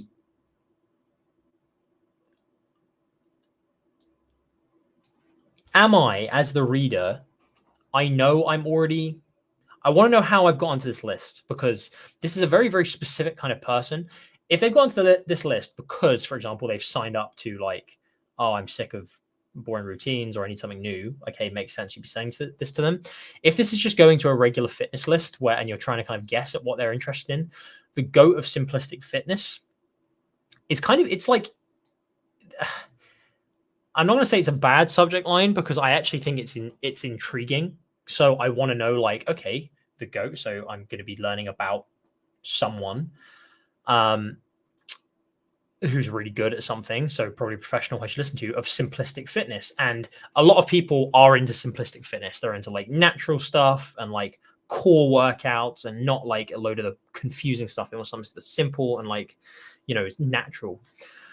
So I'm not going to say it's a bad subject line, because I think the intrigue is there and I think it could work to the right kind of list. Particularly if this is a warm list of people where it's like a newsletter. I think it's actually quite intriguing. So, for example, if we sent to the copy that list the GOAT of simple copy, I think it would probably do relatively well, because I think people would be intrigued as to, oh, well, what is that? Like, I want to know that. So probably the same for fitness as well. So that's what I'm kind of going for. So I think that subject line I think is fine. Hang on. So Maris has just said, I'm assuming this is your piece, Maris. Yes, I imagine it's like a newsletter. Okay, so I'm going to assume that this is now a newsletter going to people who already know the person, right? Are you still on that bodybuilding routine you took from professional, thinking that would be the best way to make some gains? To be clear, I respect that. Okay, so my next question is this going to someone who wants gains? Is that the person this is going to? I'm guessing so, because you're talking about it's someone who's going to professional bodybuilder, who's got a course from a professional bodybuilder or a workout routine. They're slowly getting burnt out from it. Are they getting burnt out from it because they're not seeing gains, or are they getting burnt out from it because they just find it boring? I'm going to assume it's because they're not getting gains from it, because that's kind of what you're implying here. But again, just immediately, just from reading this, let me just read this again and try and I'm going to read this and I'm going to say my point, and hopefully you kind of understand what I mean. Are you still on that bodybuilding routine you took from a professional, thinking that would be the best way for you to make some gains? To be clear, I respect that. I mean, the amount of time and effort it takes to do that hard routine is phenomenal, but it won't be the way for you to be in the best shape of your life. The reasons are pretty simple. Again, as we had with one of the previous emails we read, you can say all that in like a sentence or two, especially this bit. Like, this is the crux of your argument you're trying to get across. Thinking that would be the best way to make some gains, implying that you're not making gains. So imagine instead if you just said, has that bodybuilding routine simply not delivered? ? That basically like covers those 5 lines in one sentence, and in a clearer way, because this is a tiny bit confusing and it's a bit meandering. Like, this isn't needed. You don't need to kind of like flatter someone, and it's just a bit confusing. Like, if I'm someone who is not seeing gains that I want, would I not already be kind of looking for other ways to do it?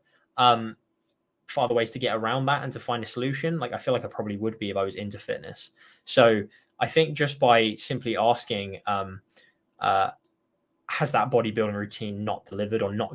Have you not seen the results you hoped you would? You're still doing the same bodybuilding routine and you just haven't seen the results you hoped. Like, that kind of gets all of that across. This is where I sense I'm going to get a little bit confused. The reasons are pretty simple. Number 1, you're not a veteran. Number 2, the routine you have right now will most likely lead to an injury eventually. And I know you did your research on what would be the perfect routine for you. This is confusing. So you're saying that am I not? Number 1, you're not a veteran. So you're saying this isn't working because I haven't done bodybuilding for a long time. I don't know who I am on this list, but I'm going to assume that's the case. But then why would that not be working for me? Number 2, the routine you have right now will most likely lead to an injury. Again, where's your proof and evidence for that? Why are you telling me that? Like, you don't even know what routine I'm on, is my assumption. And I know you did your research on what would be the perfect routine for you. But let me tell you, I found a way for my workouts to be as simple as possible while being as effective as possible. So what I feel like you're going into here is, I feel like, you're going into how simple is the best, right? And you start off with this goal of simplistic fitness. Great.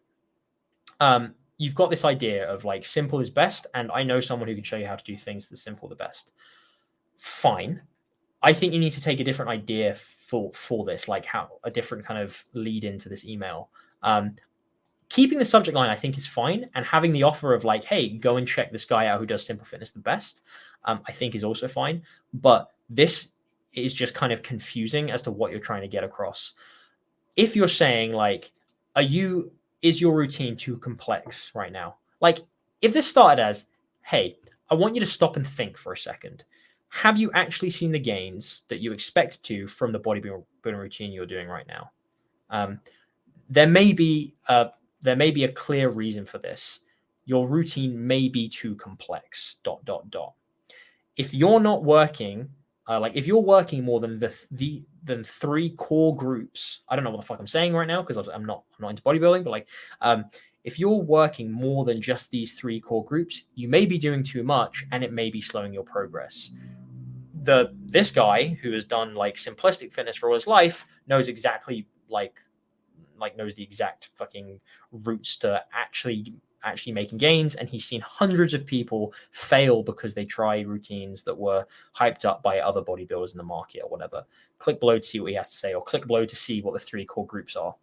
That is a far and even that I would obviously cut down and like move some fluff out, but that's a far more cohesive message I'm trying to get across, saying like, hey, you're not seeing the gains you want. It may be because of this thing, because ultimately you don't know if it's because of this thing, because it's going out to a whole list of people. It's not like they've come from a lead magnet about this. But like, hey, you're not getting the results you want. It may be because of this thing. Like, just think about, and you can even say like, just think about it. Are you doing more than you need to, or like, are you working more than these groups? Or there are only 3 groups you need to be working for massive gains. If you're doing any more, it could be leading to wasted effort. I know because I got this from Kyle Bogerman. I know because I got this from Kyle Bogerman, who has helped hundreds of people by dispelling the BS myths that other bodybuilders are spouting. You can get gains you didn't even know existed just by doing the fundamentals.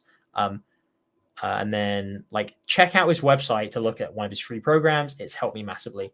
That's shorter. It's simple. It hits beats that I can contain and like make sense of. I just think you're getting lost in thinking you have to do more than you actually need to do. And this is a hallmark of beginner copy that we've seen a couple other times tonight as well. Hang on, right? Let me tell a few things. Hello everyone. I work in Spanish. Will be still on YouTube this live? Yeah. So this will stay up, Diego.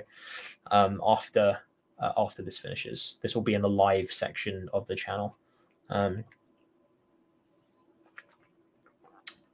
Am I the only one who thinks simplistic has a bad connotation to it? I prefer minimalist or something like that. I don't disagree with you. I think simplistic, can be used as a bit of a diss, like, oh, that's simplistic. Simple might be better, but I don't think it's. I think because it's being used in this way, it always gives it an edge of like, oh, well, I want to know what this thing is. So I don't think it's the worst thing. Yes, Matt is right. People might not like when someone tell them they're wasting effort, made a bad purchase. It depends on how you frame it. Like, you never want to call someone an idiot. You never want to make it feel like it's their fault. But people get disappointed by shit all the time. We just looked at, general contractors and how people get burnt by them. You're not blaming the person for having a bad general contractor. You're blaming the bad general contractor. You're helping them throw rocks at their enemies. And if someone genuinely does feel like they haven't had the gains they wanted, then you can shift that blame to the guru they got it from, or the bodybuilding coach they got it from, right? So if you just ask the question, like, are you not getting the gains that you hoped for? And they're not, then they go like, yeah, I'm not. Like, I'm glad you've said it, because no, I'm not. So I'm interested. I'm going to read on.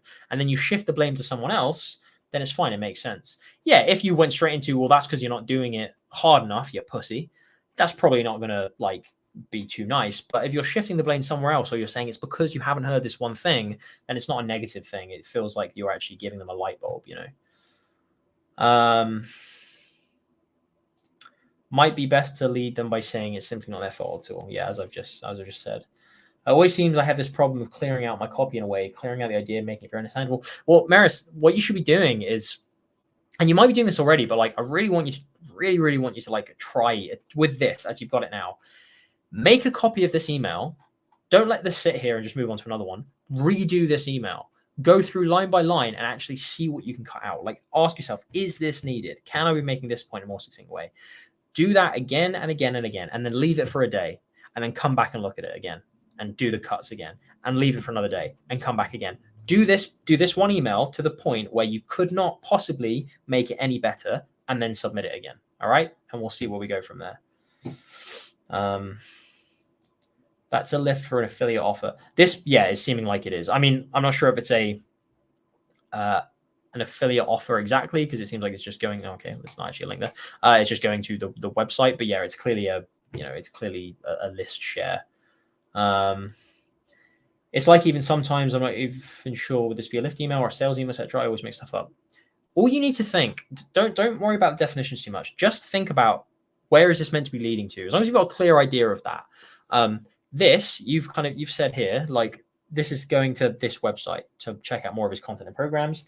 Now that is quite an unusual thing. You wouldn't usually just send someone to a website. You would send them like to a specific offer that person has. So a free program.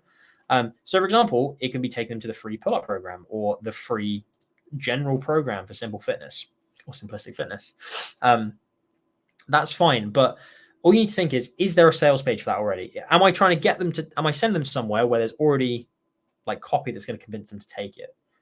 If that's the case, then you can write this like a lift, where it's like, this isn't meant to be doing the convincing on this whole product. It's just meant to be getting them to click, so then they can be convinced on that specific product, right? Just ask yourself that. Or you can say, right, I'm going to write this like a full sales email, and I'm going to just send it like, so they're just going to just an offer page. There's not a lot of copy on the next page. As long as you make that decision before you start writing, fine. But don't shift about. Don't go from one to the other. Just think, okay, where is this going from? Think, who is the audience? What do they know? How do they get on the list? What is the offer that I'm sending them to? And then you can write something that works within that. Okay, make sure you have those things set first. I think the part, to be clear, I respect, that does more harm than good because it sounds remote. I just think it's not needed. I think sometimes, you can add lines like this, which you could say, oh, we should cut that out because it's not doing anything. You can add those if it's adding to kind of like the flow of the letter. And honestly, I can't quite define when to do that. Sometimes it just feels right.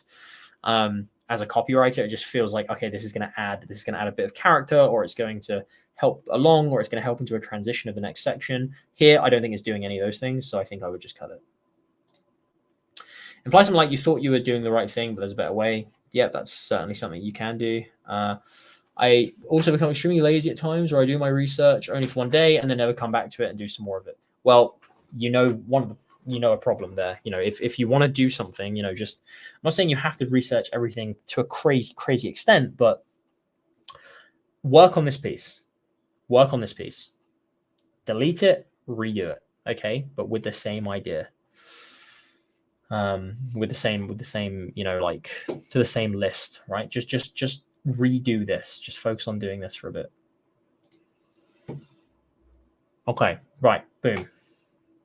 Reviewed. Oh, it's a product page landing page. It's a product page for the copy that. So if any of you aren't familiar, we have on copythatshow.com, we have a bunch of info products that you can buy, which are mainly masterclasses, and they don't have copy. The product pages themselves do not have copy, or a lot of them don't. So we offer $150 to anyone who wants to write one for us. And if we like it, we will pay $150. So it's a win-win-win. You get to practice copywriting. We get to critique your copywriting, so you can get better at it. You get to say you have a published piece, and you get paid if we use it. So wins all round. So let's have a look. It's from Mario. All right. Reader, new or even more advanced copywriters who are still confused about what a landing page is now. Right. Okay, so this is for I see this is for landing page masterclass. This masterclass will put you to sleep forever. A 2 hours, 45-minute masterclass for just $9.99. Action to click the button, purchase below, and go to the order page. All right. So they have named it Crack the Code or Solve the Puzzle, How to Write Good Landing Pages. Crack the Code, Solve the Puzzle. I couldn't decide which better. What do you think? Or maybe you have a better one in mind. What did I call it? I think I called it Trust the Process, which I prefer personally to either of these. I think I called it Trust the Process, How to Write Good Landing Page Copy, or something like that. Just because it was meant to be about a very specific process for writing landing pages, which we don't usually do. But we'll leave that to one side for now. Just for context for everyone, copythatshow.com, so you can see what kind of thing we're writing for here. Digital products. Where's the landing page one? Oh, here. That's what it's called right now. Trust the Process, How to Write Landing Pages. So yeah, see, there's right now, all there is a little description that me or one of the guys just tapped out really quickly. And there's no other copy on this page, right? So that's what it is. That's what we're rewriting for. Right now is trust the process, how to write landing pages. So this bit here is like this top bit, and then the rest of the copy will be underneath there. If you are a beginner or more advanced copywriter struggling to write landing pages that actually work, okay, I'm going to stop right there. You have started this off by calling out two completely different people. It does not strike me with confidence for the rest of this piece because I feel like you don't know who you're talking to. I know you said up here, oh, it can be a more advanced or a beginner, which again is fine, because maybe they both have the same desires, but I would not call out right here if you're a beginner or a more advanced copywriter, because at worst, it's going to make them feel like, oh, well, they don't actually know who this is for. And at best, it would have the same effect if you just said, if you are struggling. Like, you don't need to say if you're a beginner or more advanced copywriter. You can just say if you're struggling to write landing pages. So that's the first thing. If you're a beginner or more advanced copywriter struggling to write landing pages that actually work, that is a sentence fragment, then you need to complete the sentence. I know you've kind of, I don't want an ellipsis there, so it feels like this is a sentence. I mean, maybe this is a bit picky, but that made me think that that should be a sentence. Or if you are still confused about what the heck they even are, this masterclass will put all of these problems to sleep forever. Steal from professional copywriters, 5+ years experience writing hundreds of these pages. He will break down the process of writing an effective landing page in a simple step-by-step session. But that's not all. Alex will also walk the talk and write a landing page for a real project, explaining what he does and why he does it, so you don't have to worry again when it comes to these virtual assets. This means you'll be confident enough to charge big bucks the next time a client asks you to do this type of work and deliver a triple fee. Let's read what's currently on the page. Trust process, how to write landing pages. But how do I write a landing page? What even is landing page? How is it different from a sales page? If you still find yourself uttering these phrases, then this masterclass was made especially for you. Join Alex, who has written hundreds of landing pages, as he reveals a simple to follow process for churning out great copy that converts. Oh, and watch him write a full landing page in a single session so you no longer feel confused or unsure about what writing copy actually looks like as a professional copywriter. I prefer the current copy to this one because it is more coherent, and again, there aren't like kind of mistakes in it, and it actually calls out in a more creative, inventive way. These are the kind of things that people who would need this landing page are probably saying to themselves. So if I am thinking, how do I write a landing page, or what is one, or how is it different? I don't know any of this stuff. This is kind of immediately speaks to me a bit more. Do I think this is great copy? No, not at all. But I prefer it to this because this just seems like it's kind of a watered down version of what this is doing. And one thing I want to say, an idea, this masterclass will put this confusion to sleep forever. That's not really an idea. That's more of a, how do you say, kind of like metaphor. Like this isn't in itself, this isn't an idea. Like this masterclass is going to put your confusion to sleep forever. An idea may be this is the only resource you need to create winning landing pages, right? Like that's more of an idea.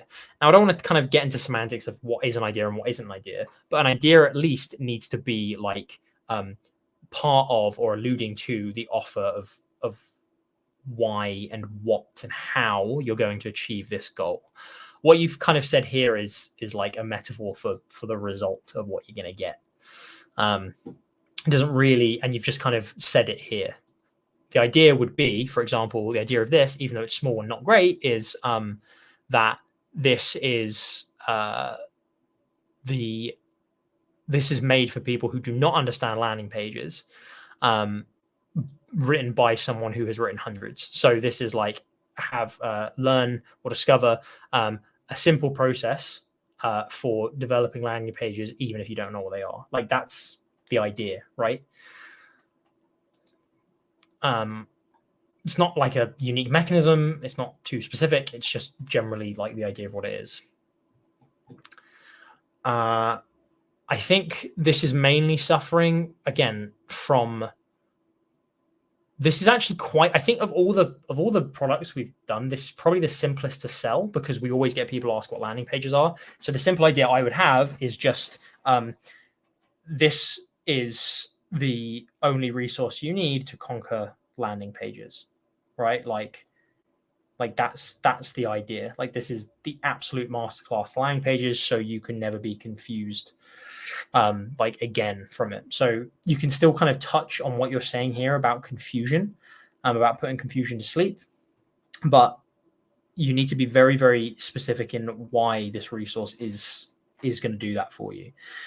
And I think saying it's the only one is enough of an idea to go off. Just saying like, hey, landing pages are the most confused. In fact, that's probably how I'd start. I'd probably say like landing pages are the most confusing term in all of copywriting. So don't feel worried if you're just not sure what they are. This masterclass is going to put all those confusions to bed for you. There you go. I've even used what you've said.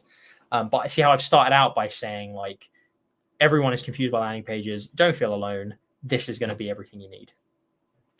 I just don't think this is particularly dialed in. I think this is, again, a lot of stuff to say a fairly specific idea or simple idea. Still the simplest way to write money-making landing pages without tiresome formulas. Okay, fine. Tiresome formulas. Most formulas aren't tiresome. Most of them, people like formulas usually because they make their job easier. So I think this is slightly incongruent in the message it's trying to get across. And again, like money making, I feel like people just throw this in when they can't think of something else to say. Say, oh, money making or revenue generating. You don't need to say it. The idea of this whole thing is learn to write landing pages easily. Like that's the idea. It's the only thing you need to write landing pages. You don't need to throw in money making. You can simply talk about how this is going to be the best way to write landing pages, and you don't need to buy anything else. Like you can just double down on that. I would actually talk about like here, because you've kind of touched on this, you talk about without tiresome formulas. I would use this section or this bit to talk about how it's being delivered. Like, how do I deliver this information on how to write landing pages? This is where you can get unique with it. And this is where you can talk about, well, this is the unique solution, the unique selling point to this product that everyone else is talking about formulas. So, if you say like, discover why everyone else is wrong about how to write landing pages, and how to overcome needing the same boring formulas that don't lead to results, right? Something like that. Idea, trust the process course, never struggle to make landing pages again by watching a world-class cover a full landing page back-to-back live in a single session. There you go. That's certainly a more thought out idea. One of the other unique selling points of this is the fact, and you do talk about it here. Like, and I would definitely throw this in. I think it's good to throw this in kind of here, but like that is absolutely a unique element of this whole project is the fact that I actually spend like an hour or whatever just writing one from scratch. Okay. That's an outcome. Assume we meant that bit. Yeah. Elliot says, struggling to write landing pages actually work. Still confused about what they even are. This masterclass for you. Yeah. So I think that like that's basically, this, like it's just nice and simple, right? I think you just what you are doing in essence is simple. I think you're just tripping over yourself a little bit by how you're presenting it, saying a beginner or a more advanced, okay, moving on. Still, the simplest way to write money-making landing pages without tiresome formulas. But first, what the hell even is a landing page? Questions like these may haunt you for a while now. Along with other issues like the imposter syndrome, that's irrelevant to me right now, like thinking about landing pages, why are you bringing this other idea in? Or maybe you've been intoxicated with perfect formulas from copywriting gurus, which only confuse you more and usually don't even work. The truth is you don't need a formula or a prescriptive method. It's much easier and more reliable to follow a few proven principles. This is fine, but you're just throwing in a bunch of ideas now. If you're going to use this idea of like how formulas aren't good and you should use a different kind of method and how this is the different method, then talk about that from like the get-go, like from here. Don't just talk about like tiresome formulas. Talk about how this method is so much better than formulas, because without tiresome formulas doesn't really make sense to me, because they're not tiresome. They make things easier. So why would I not want to use formulas? And even so, I would introduce that up here or up here. I think you're just kind of introducing a different idea now, because up here it's all about, oh, it's the only resource you'll ever need to make it easy. Now you're talking about like, oh, you don't use formulas because they're crap. If you're gonna kind of attack formulas, I would do it from the get-go and talk about how that's the primary idea, like write landing pages without having to rely on formulas. I wouldn't do that personally, because I actually think that's quite an unattractive selling point, because it makes me feel like it's going to be confusing and complicated. I think you're just kind of throwing this in because I talk about in the masterclass how like you shouldn't use formulas. That doesn't mean you need to sell with it. Just because I talk about it and teach it in the class doesn't mean you need to use it to sell with. You can still talk about principles, obviously, but I wouldn't necessarily attack formulas. I don't think that's going to be the best selling method. All of these principles are covered by Alex in his 2 hours, 45 minutes masterclass. Are you ready to get rid of these problems? This masterclass provides you not only with all the tools you need to write a hyperlink landing page, but also the live example of how to apply these lessons to become really good, faster and easier. This just is not specific enough. We'll have a look at the bullets in a second as well. You're basically saying like write landing pages better and faster.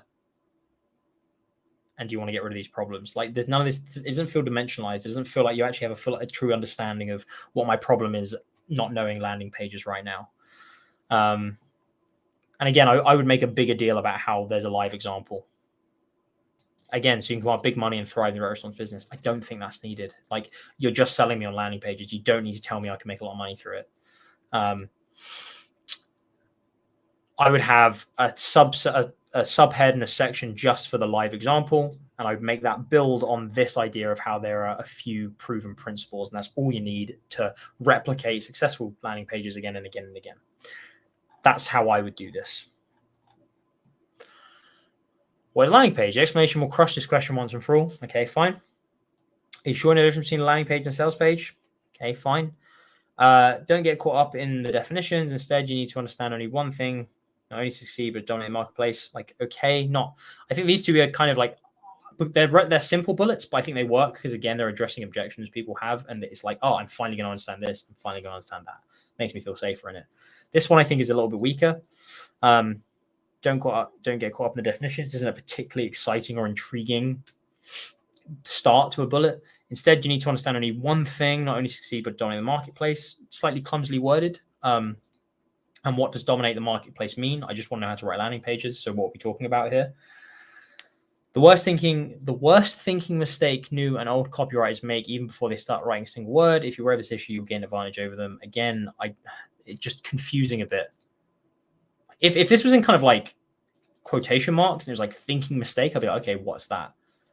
And again, I'd rephrase it like the worst thinking mistake that even veteran copywriters make before writing a single word.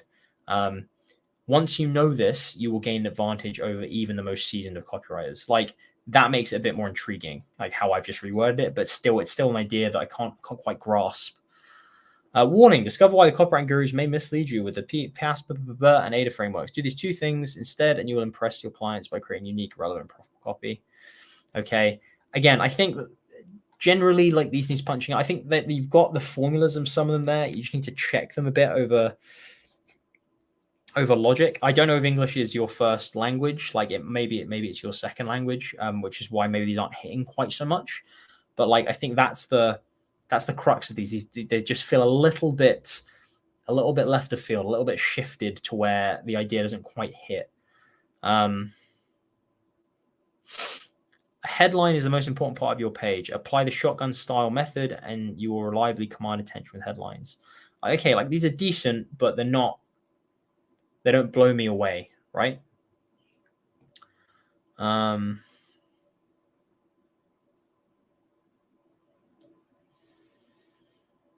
Okay, let's just read the end.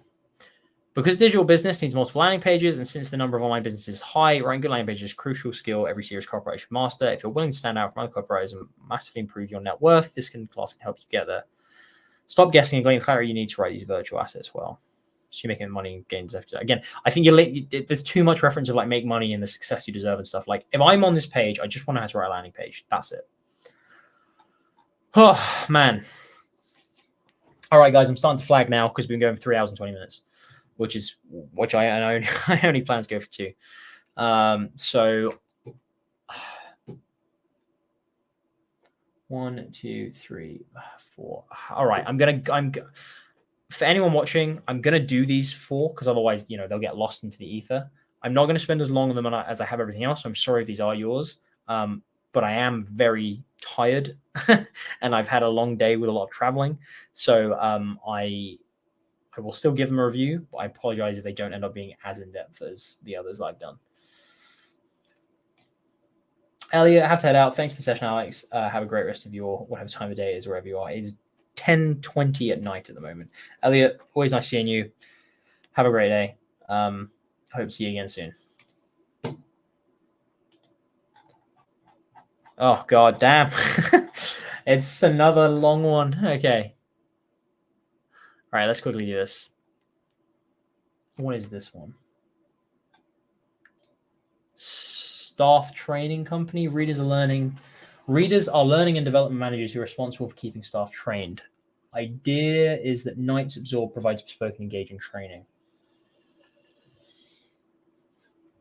Okay. So it's in-house learning and development managers, I'm guessing, who run courses for businesses. I think that's what I'm getting. I don't quite understand what the business does, but I hope that's okay. Gabriel, nice to see you here, man. Good chats. Have a good day. Tanya, thank you for the information. No worries, Tanya. I hope it helps. All right. Homepage. Avoid getting cheated by staff training providers. The 8 questions you must ask before throwing good money at a bad training company. Enter your email, access PDF free. I don't think that's a particularly strong offer. The reason being, this is a homepage, and I'm on the homepage of this company. Likelihood is I'm more likely to. Likelihood is I'm more open to actually just messaging you or contacting this company to try and get more information than to download like a lead magnet for asking questions about how to avoid a bad training company. You should just be telling me that on this page. I don't think this is a fantastic lead gen technique or offer. So that's the first point. Avoid getting cheated by staff training providers. Overcharging on delivering, outdated cookie content, dangerously simplified content. I'm slightly confused on what this actually does. Hey, we work with them and them.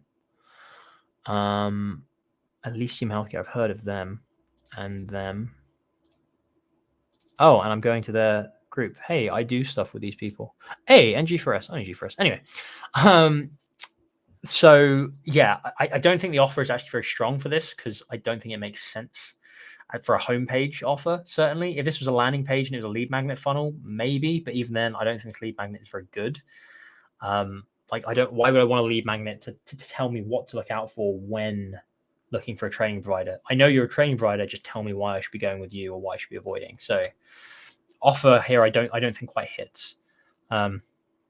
Your staff deserve training tailored to their needs. Work with a preferred provider who can even deliver training out of hours. Reliable, responsive, recurring. Knights Absorb. It's a weird name as well. There's mutual understanding of the challenges that we face. I see as an extension of our team, they're always available. Cool now. Okay. Make mandatory training great for the first time ever. Not sure you want to lean into a Trump quote for businesses that are almost definitely fairly like left-leaning, like the NHS and the Alzheimer's Society. I think maybe just a cultural thing to touch up on there. Like I wouldn't do that. Increase attendance rate without staff feeling forced with Knights Absorb. Wow, I can use this training to help people even outside work. Graphic. Boring training skills. No one remembers it during a crisis and puts your business at higher risk. I would like to know what the training actually is. Like, if you're in the chat, John, who wrote this, like I want a bit more context on like what this training is, because it might help me give me more context on how I should be trying to review this. Because to me, this just is not specific in any way. Like what courses am I looking for? What kind of courses am I providing? How are we actually different from the competition? Because right now, all of this stuff, quick cut content, overcharging, simplified content, like all of this, you could basically say about people who say this about your company, about this company, because they're just generic phrases, like what specifically is unique about Knights that you guys do? Even delivering training out of hours, is that the big idea potentially? Is that the big offer that you can provide that no one else can? Maybe, I don't know. You've got a good, they're always available. Like you've got, again, like this here, they are a training company that is always available. They're like an extension team. This here, I think, is probably stronger to have at the top as your headline, or working into your headline with a big testimonial, than what you've got right now, because that at least shows why you're unique or different as a training company from the mouth of someone who's used you. How it's working out for our clients: accounting of training 27,000 plus staff, increase compliance, increase attendance, reduce cost, increase consistency. I don't know what that means. Read case study. Let the important parts of your staff training stand out.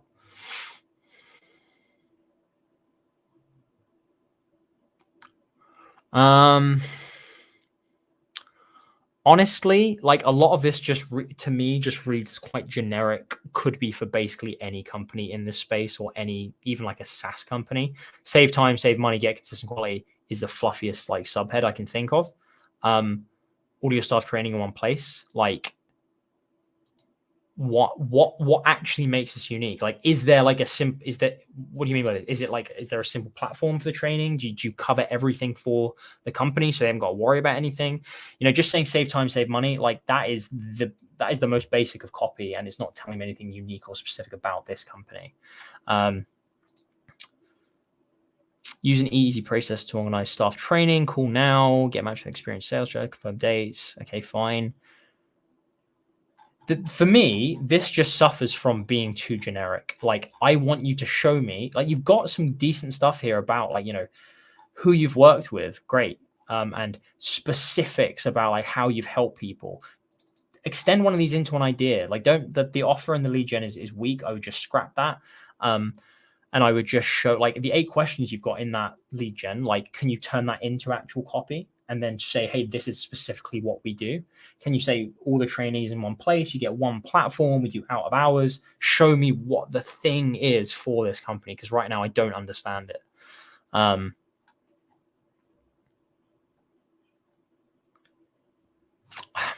I hope me kind of running through it has given some ideas. To me, this just isn't hitting. Like, there's not anything here I can hold on to, especially because I haven't got more context on who the training company is or what they specifically do and offer.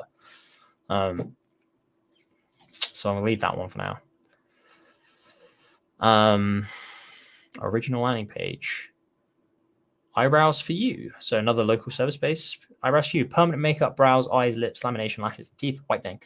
Hello, beautiful. Thank you very much. Nicole Brown is a leading esthetician who is certified through Canada's International Beauty College. Blah, blah, blah, blah, blah.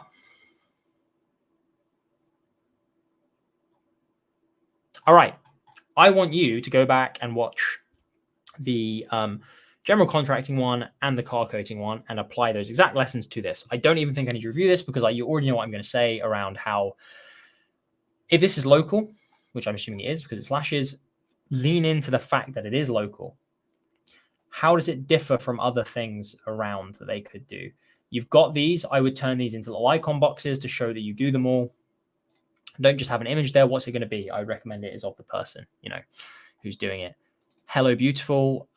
Like, it's fluff copy. Like, can you show me an offer here? Can you show me of why you're the best person to go to? How many years experience you have? Anything that just kind of conveys that important information in that like prime real estate.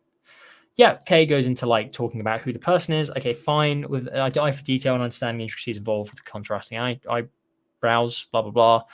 Like, fine, but again, remember the key here is giving someone an easy way to get in touch with you, book online, fantastic.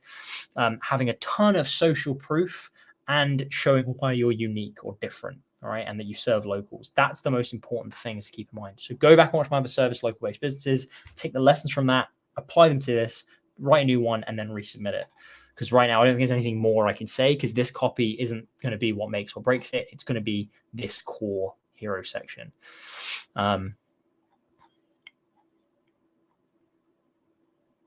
So yeah, review, show me this. It would be good if this was mocked up in Canva or something as well to give me more of an idea, but it doesn't matter too much. There's still a lot of stuff you can improve around like the hero sections, the subheads, the proof that you use, even just explaining what goes where. All right. Hey, look at this. The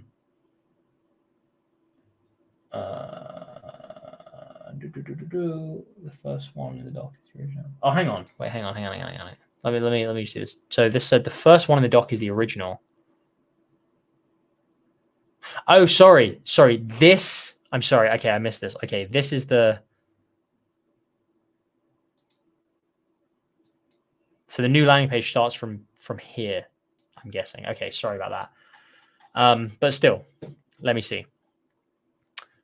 Is that part of that one or that one? I'm going to assume that is part of this one up here.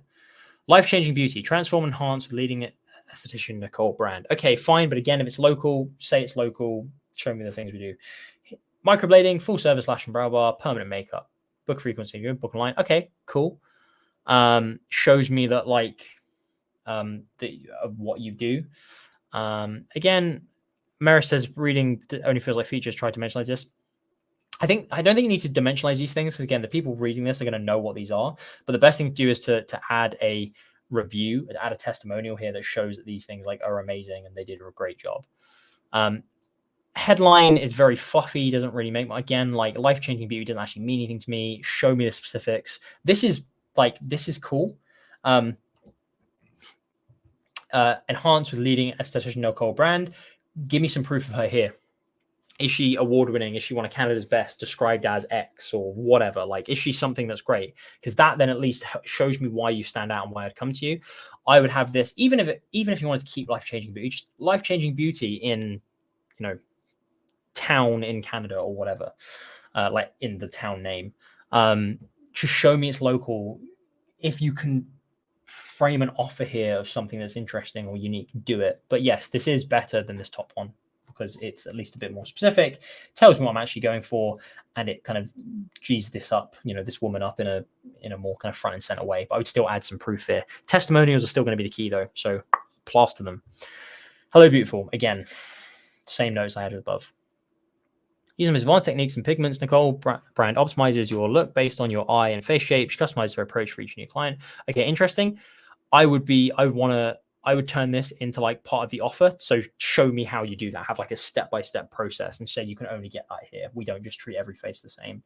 I'd turn this into like a little bit of a diagram or something below. Trained at the Canadian Beauty College. She's the BUS, but you can develop need more convincing. Check out the glowing reviews. Okay, yeah, this is better, but there's still a ton of stuff that you can add to it, particularly around the local, the unique elements, kind of hyping up the specific offer and the process, why it's different, why it works, bit of a diagram, and a ton of social proof. But yes, it is better than this top one, to answer your question. Okay, cool. Right, next one. Step-by-step business plan for new entrepreneurs in 3 minutes. Don't spend 4 weeks writing a bad business plan. Planning will do it better for you. Always know what's the next step to grow your business using the latest AI technology.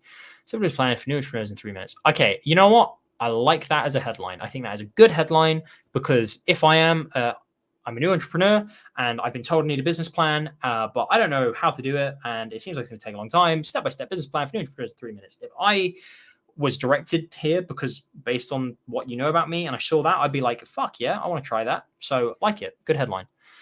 Don't spend 4 weeks writing a bad business plan. Planning will do it better for you. Always know. So don't spend 4 weeks running a bad business plan. Okay, great. Yeah, that is something I'm fearing right now. So it makes sense. Planning will do it better for me. Awesome. Cool. Always know what's the next step to grow your business. That bit's a little bit confusing. My assumption is I need to write a business plan to get funding and stuff like that rather than to actually be strategic. So that might be something just to tweak out is to would someone be using it? But either way, so that just confused me a little bit. But like, and then talk about using the latest AI technology. Even just saying like always get it right with the latest AI or with the AI technology used by X. So just think about, okay, how can I make this seem a little bit more real, a little bit more visceral? Instead of just the latest AI technology, the same technology used by whatever, or written about by Forbes or etc. Give a bit more proof to that. 5 stars based on 50 plus reviews. Okay, awesome. You can even lean on the fact that there are not many people are using it right now, just saying the little known AI technology that is used by Forbes or has been written about by Forbes or is used by this platform. or whatever. Try for free. I think this is actually like decent as a hero section. I would recommend, the biggest recommendation I would have, replace this fucking pointless, useless graphic with even a GIF or an image of this in action, or of something that actually comes out of planning. You know, just a GIF of like a business plan being like script through, and then just like another arrow that says all this in 3 minutes or something. Right? That's the biggest thing, because I think the headline's pretty strong. I think the subhead is, you know, it doubles down on it. I think it could be maybe a bit more specific and show a bit more proof. You've got decent proof here and a try for free. So why would I not do it? I might put a bit of microtext under the button, just saying like simply put in a few details about your business, and like within 3 minutes, Planny will have a whole plan for you, or something like that. Julio says 3 minutes is great. Yeah, actually, it's very specific. It actually makes me feel like it works, because you've been so specific in 3 minutes, and it just makes it feel like, oh my God, well, I have to do this because I can get it so quickly. Introducing a brand new AI software designed to take your business idea from 0 to 100. As technical founder, mine has been developed mode. Solo dev, cool. Intuitive, like we've made it flow through different sections. Making sure we're out of time, we can planning. Okay, cool. This is a bit fluffy, feels a bit generic. Like take your business idea from 0 to 100. I would just say, I would instead like almost take what this guy's saying is like, as a new founder, like, you know, you want to spend your time developing the product and making sales, or like, and convincing people to it, not creating a boring business plan. Even though it's crucial to your business, but you know, but you have more important things to worry about. Like, let Planny do it for you. I would really lean into that. You know, the fact that entrepreneurs are busy, founders are busy, they want to do more exciting stuff. They're working on how to build the business and grow the product, grow the business, you know, pitch to people, etc. They don't want to have to write a business plan. From crafting detailed business and marketing plans, conducting conference and market research, apart from Register's AI to provide the exact next step you need to explode your business. So here's the thing, and this is like what I mentioned. I think you need to get clear on like what this is, who this is for. Is this for someone who genuinely wants a business plan because they don't know what to do next in their business? Or is it for someone who wants a business plan to show to like investors and stuff, and they just don't want to spend time writing it? Because those are two very different paths you can take. I think the second has more weight to it, because I actually think there are more entrepreneurs who like just aren't even sure how to write a business plan and just want it done for them. And you can even just input some information, it could write it for you. And then there are entrepreneurs who just don't know how to do marketing or how to grow. Decide which one you want to lean into. I get the sense you're going for this one, which is, you know, for people who don't even know what to do next. Because this opens up many more objections to me of like, okay, well, how does it even do this? And how can I trust it? And how does it know marketing? And how can it possibly know my market specifically? So there's a lot more to think about here, which, you know, I don't know if this page is actually going to get through. And if that is the case, I would not just throw all this into one subhead. I would structure this page out so it's very clear, like, here are the 3 things it does, like business plans, marketing plans, market research, for example. And I would say, here are the 3 things it does, and this is the core of the business. Make it feel like it's a complete solution, and make it feel like each part is structured. Just kind of throwing these all in, to me now feels like an objection I have, like, okay, well, whoa, do I have to know how to do all of this stuff? Like, how much do I have to do? How can I even do this in the first place? I would be very, very clear in saying, these are the 3 elements of your business that you need to plan out. Planning does it for you. And then for each card, you can just have a bit of an explanation of how it does that for the market research, how it does that for the marketing plan, how it does that for the business plan, whatever definitions of what each are, you know? Okay, this isn't a video yet. Your business plan is table of contents. That's confusing to me. I don't know what that means or what it's there for. If this is a demo video, great, but you need to make sure it's short and snappy and makes sense. And I would be saying to people, like, I wouldn't be wasting it with this subhead. I would be having an arrow down and saying, click here to see exactly how it works, so I can see it. I don't know how it works. Obviously, without knowing the product myself, I I'm not sure what else I can recommend you. I might be recommending you lean into a certain element of it or a particular thing it can offer, but I don't know. Business plan templates. These images are just mock-up. This area is going to expand some examples. So the idea is, I'm guessing, is like, depending on what kind of business you are, e-commerce, what kind of business you are, it creates different business template. Which, okay, fine. That's something that, again, I might bring up here into the process and say, like, we currently work with 6 templates. So if you're any of these businesses, this can work for you. That's how I'm guessing it works. Like, it has to be one of these 6 rather than just generic business. If it does, then at least you have some focus points, and you can do this for doctors, for construction businesses, for marketing agencies. So at least then you can actually create landing pages for each, and you have more of a coherent strategy on how to get leads. And if it doesn't work like that, and you can do it with generic business, then I think you need to like rethink showing these, because now I'm like, oh, do I have to be in one of these for this to work? Or just even add a bit that says like, or any other business, just give us a bit more information. Everything you need at the right time: marketing strategy, sales plan, daily actions, attract investors. Again, this now, it's making me think I now have a high objection, which is like, how does it do all this stuff? And that's what you need to get over, is if you are leaning into this, like, oh, it can do all this stuff for you, you need to make it feel like it's a complete solution, and there's a reason that it can do all these things, and show me how it can do it. Because right now, regardless of everything else, my objection is I don't believe this can do it very well. Up here, it made me just think, oh, it's going to transform what I'm doing into a business plan I can show investors. That seems realistic. Hopefully it's going to show me a bit about like how it does that and why I can trust it. But you just kept opening up more stuff it can do, which makes me doubt it even more and go like, well, it's going to do all that very poorly. So you really need to like package in like, well, it's because we're so specific, we ask you a bunch of questions. And it's because these 4 things are these 3 or 4 things, whatever, are the core to running a new startup. And we can get that across for you in our like simple like quiz or simple whatever, like how it works. Hopefully that helps a bit. I think you got some solid copywriting in there, though. I think this is a great complex. I've already said what I think could be improved about it, but I think you got some good, a good idea there. I just think what the actual offer is and how you're packaging it needs a bit of work. I need to understand a bit more how you're doing it and how these templates play into it. For example.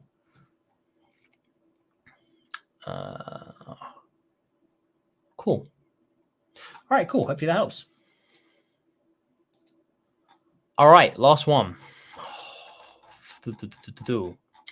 Is there any context? This is a short sales letter. That's the only context I have on this. This dirty pool will give you back your life. Again, I need ideally guys to critique this stuff. And if you ever send it as a Patreon in the future, please let us know who it's for, how and why they're seeing it, i.e. are they on a list? Have they just bought a product, whatever, and what the goal of it is. That always really helps. This dirty pool will give you back your life. Old friend, it's been much too long since we've talked. I have a tremendous story to share, one which will surely make up for lost time. Before I can share, let's imagine how 3 wishes would change your life. I can see you rolling your eyes at me through the paper. Certainly you haven't already lost your appetite for adventure. 3 wishes. I'm not talking about little hypotheticals or the routine complaints you sigh aloud on your morning commute. If you had 3 wishes, big wishes, limitless in scope, what would you dream up? How would you bring back time wasted and opportunities lost? Turn back the clock, then buy a final clock. This is very abstract right now, and I am confused, and especially without knowing the context, I have no idea what to frame this against, because put it like this, because I'm a geek, and if I got this in the post and it was, like handwritten or it was typed out or whatever and signed or something, I would read it all because I'm interested in sales letters and like advertising, and it would hook me. If I was a normal person, I was busy and I saw this and I didn't know who it was from and I saw it from business, I would immediately bin it, because there's nothing here that hooks me into what the hell this is going to be. This is relying entirely on indirect intrigue right now. So I really want to know how how people are being pushed to this page, or whether this is a letter or a, you've said sales letter, whether it's a technical thing or a physical thing or what. Because right now this is more of a very, very indirect, quite kind of like story homely type sales letter, which are fairly old school, and I don't think it's quite hitting, because it's quite rambly already. Folks like us first think of wealth, the kind that inspires envy, the kind that leaves legacies, the kind that cultivates behavior we're supposed to be ashamed of. With all King Midas's gold to your name, perhaps you then wish for boundless energy. It's quite grain on this time of year. I've been to Florence. You should know. Like, dude, this is... I don't really know what this is, what it's trying to sell. Could this work for a certain kind of list where they're used to kind of really indirect stuff, or knowing that it's coming from someone who they already really love and know and trust, and genuinely haven't heard from them for a while, like it's a business they bought from but didn't know, then yeah, perhaps it could work if they're used to getting this kind of stuff. Without knowing the context of where these leads are coming from, it's impossible to say. But even so, this is extremely indirect and extremely left of field, as I've said before.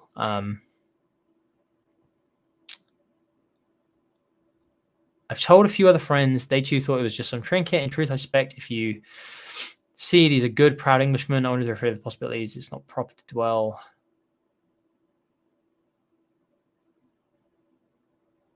The very next morning. What? And also, this is probably the worst possible thing I could get at the end of the stream, where my head is barely together as it is. And now you're asking me to read like a whole story with loads of long sentences and words. That's why I'm trying to just get to the point of what the offer is. Yeah, I've seen two eyes. This poor must have been blessed by a very able fakir. So is he actually selling a poor? Why do I write you up? Because I'm hosting a fete at my new manor, and your attendance is greatly desired. Last Saturday of the month, I'll be hosting a great number of old friends, dear family members, a very select few, all honest, good men such as yourself. We'll also hear about this poor after supper as other guests enjoy dessert in the ballroom. We retired to my library to strike some sort of arrangement. For lack of a more polite word, I'm going to call it an auction. I will gift the magical poor to whoever can offer something exquisite, something unique. This sort of one thing wouldn't ask to wish for, but would trade for the 3 in return to receive incredible monkey paw. I'm not interested in lump sums of money. Pardon my boast, but money is no longer a concern of mine. Come enjoy some hospitality. It needn't be a concern of yours either. Hope to see you, Arthur White. Why does this read like a fucking side quest in Dark Souls, or like an Assassin's Creed side mission or something? Is this a real thing? This seems so specific. Arthur White monkey paw. Arthur White monkey paw.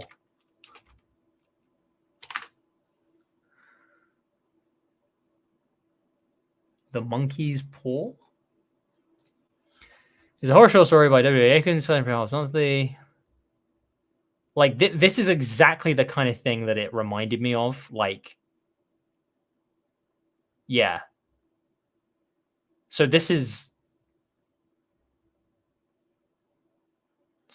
So this is just a short story? What? I'm so confused. So this is someone's just sent in an existing short story from 1902 and has made me sit here and critique it as a piece of offer copy for 15 minutes. That's the whole reason I Googled this, because I was like, this is way too structured in a way that actually like makes sense into kind of an old-timey, like weird Necronomicon-esque artifact backstory that makes me feel like it couldn't possibly just have been made up by a new copywriter. It's way too well written almost, and not in a way that sells things. What happens in it? Flippantly wish for £200. Final mortgage pays when you make a miss. Suddenly drops the poor in surprise. The company denies their responsibility till £200 a week after funeral. Whoa, what? Company, wait, what? Herbert had been killed in a terrible accident. Is Arthur a character, or is it just Herbert? Dude, who wrote this?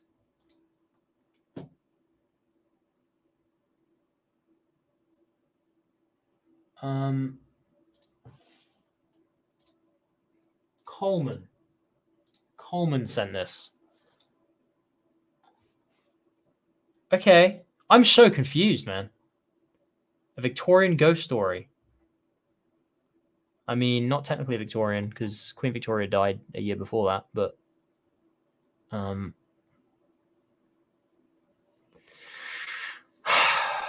okay.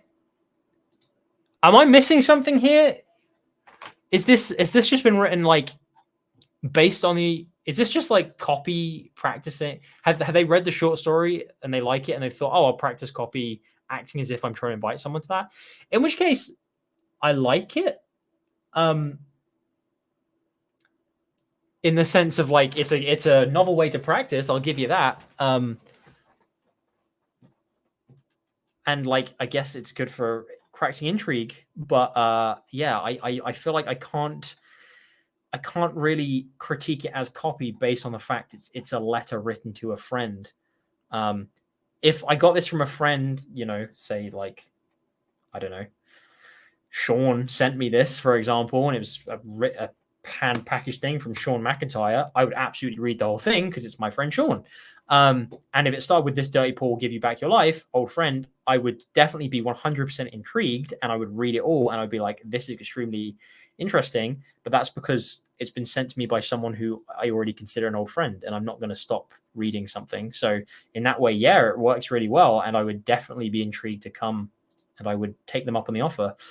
I'm not sure if this is the best way to practice kind of copy, but it's certainly a novel way to practice copy. I don't know if this is just from the story or if this is made up from their own mind, but yeah. Josephine says, I thought this was going to be for a pet product. I didn't know what I thought. I did think Monkey's Paw was going to be some kind of like financial or like health IP or like mechanism where, oh, it's the new monkey paw strategy, or like an ingredient from an ancient monkey paw was discovered. It's like something like that. Especially when I saw like that, I was like, oh, okay, so it's probably going to be something about how something's been discovered. As soon as this made me a bit confused. I'm like, I don't think a company would start like that. When I hit the 3 wishes bit, I was like, or make up for lost time, I was like, okay, this is completely bizarre. Alex Mine trying to decode a 12th century tome. That's how it feels. Okay, interesting. Matt, grateful to everyone who submitted their work. Respect for the memory. Things are clicking. Big up, Alex. Matt, awesome to have you here. Appreciate it. And I 100% mirror your sentiment. Everyone who does submit these, and by the way, I should probably tell, I haven't even mentioned that today, like how you even submit these. So if you guys are members of the Patreon at patreon.com/copy that show, you can submit to the exclusive critiques channel whenever you want, and then at least once every couple of weeks, we try to do like kind of once a week, but once every couple of weeks at least, we will have one of these streams and we'll critique copy for you. And this stream, I've actually managed to get through every single piece of copy that was submitted this week, so like 14 or however many there were. So I hope this has been useful. But as Matt says, it takes vulnerability, and it takes some confidence, and it takes some, you know, some balls to like actually put your work out there in front of everyone, knowing it's going to be critiqued and stuff. So thank you for doing it, because it really does mean a lot. It's heartwarming to see, but I promise you it will improve your copy. And this is one of the best ways you can improve copy, is having someone who knows what they're talking about actually deconstruct it and present you with ideas. Julia says, could it be the links got mixed for the thing? I don't think so, because this is specifically called Monkey's Paw Sales Letter. So I don't know. I would love, Coleman, please, like, I'm going to message you on Discord after this. I'm going to reply to you. I want to know what this was about.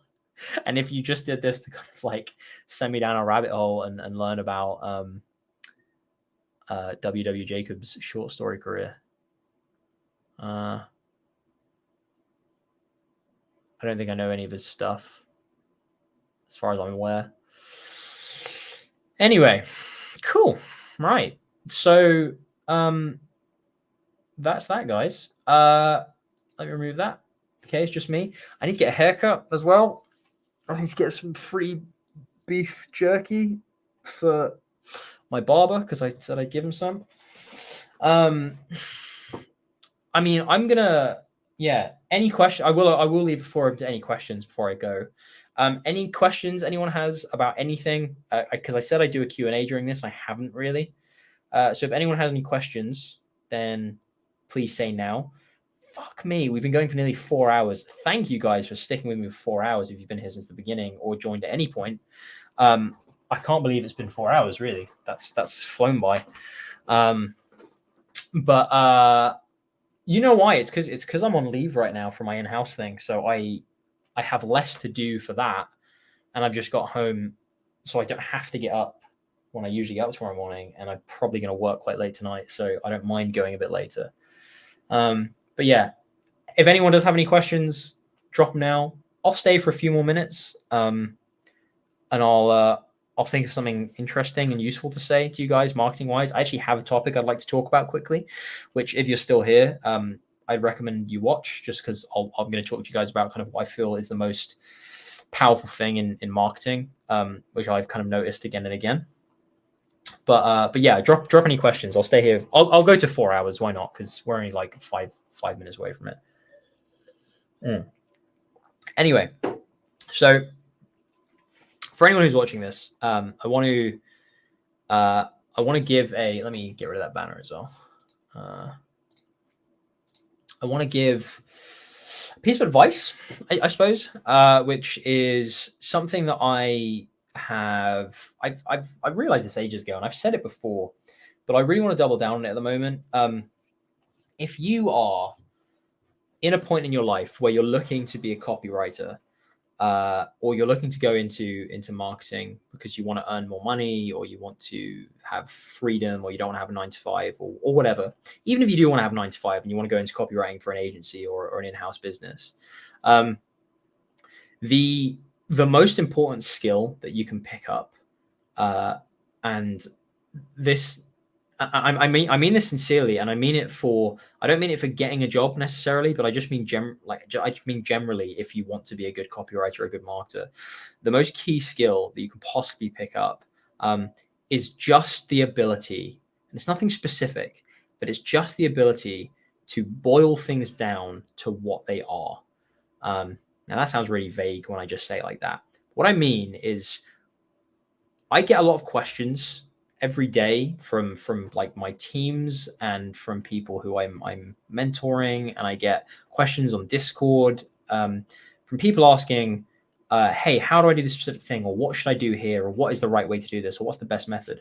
And what I find is the way that I'm now helping people to understand what the best route is just by asking them questions, and they eventually can get to the answer by themselves.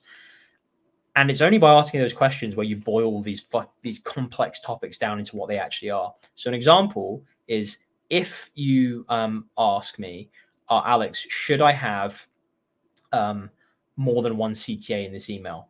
Because we want to drive into this product, but we also want to update them on this new blog post thing. Then all I need to ask is, okay, what is the fundamental objective of your business right now? Well, it's to earn money. We need to earn money. We want to sell this product.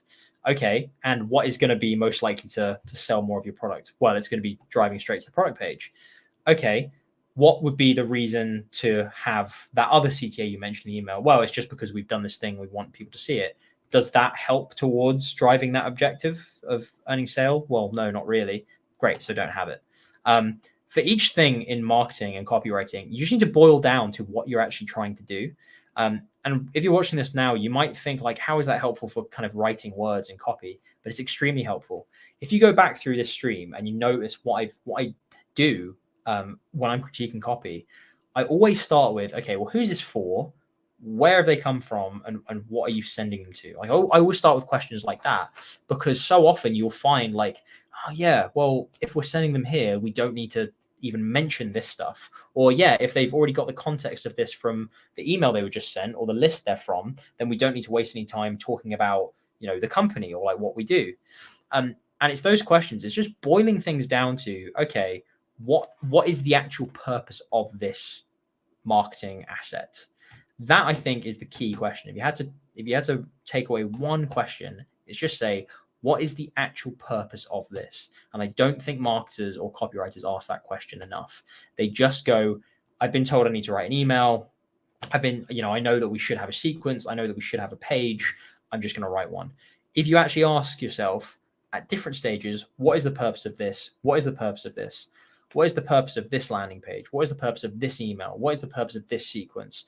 If you can answer that question, and in my marketing strategy course, I talk around that about, how you can help answer that question. But if you just answer that question, your job becomes so much easier, and you can become so much more effective as both a freelancer and an in-house copywriter. Now, the reason I say this, I'm talking about it, is because one, it's just useful in anything you're doing in marketing. But two, if right now you're in a position where you want to get into copywriting, that is a lesson that you can apply to all of your outreach and to all of your job hunting and to all of your decisions about what you're going to do going forward. Just say, okay, well, what is the purpose of me outreaching? Okay, what's to get a role? Okay, and what was the purpose of me getting a role? Like, why what's the purpose of a company hiring me? Well, it's to get value. Okay, well, what value is that company looking to get? What's the purpose of that value? Well, it's because they don't have an email sequence right now. I can build that for them. They don't have X, whatever else, like their landing page copy isn't very good. I think that's going to help drive them more clients. Great. That's the stuff I'm going to talk about. If you just keep asking, it's kind of almost like the kind of Socratic method of just asking why.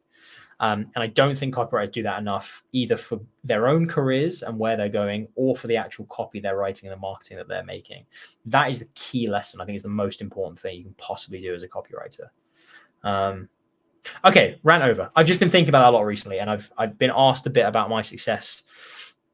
I've been at a few events recently, and I've done interviews and stuff, and people ask me, oh, what do you think you've done differently? Or why do you think you've come this far, or whatever, in e-com and copywriting and stuff. And it's purely because every single thing, I always try and boil it down to what should it be? What's the purpose of it? What's the point of it? How can we best do that?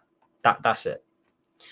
All right, cool. There we go. Aren't you glad I left that little ramble to the end? We have one question. I've left enough time for questions now, so I'll answer this and then I'll leave. From Nick: what do you prefer personally, in-house or freelancing? Ooh. I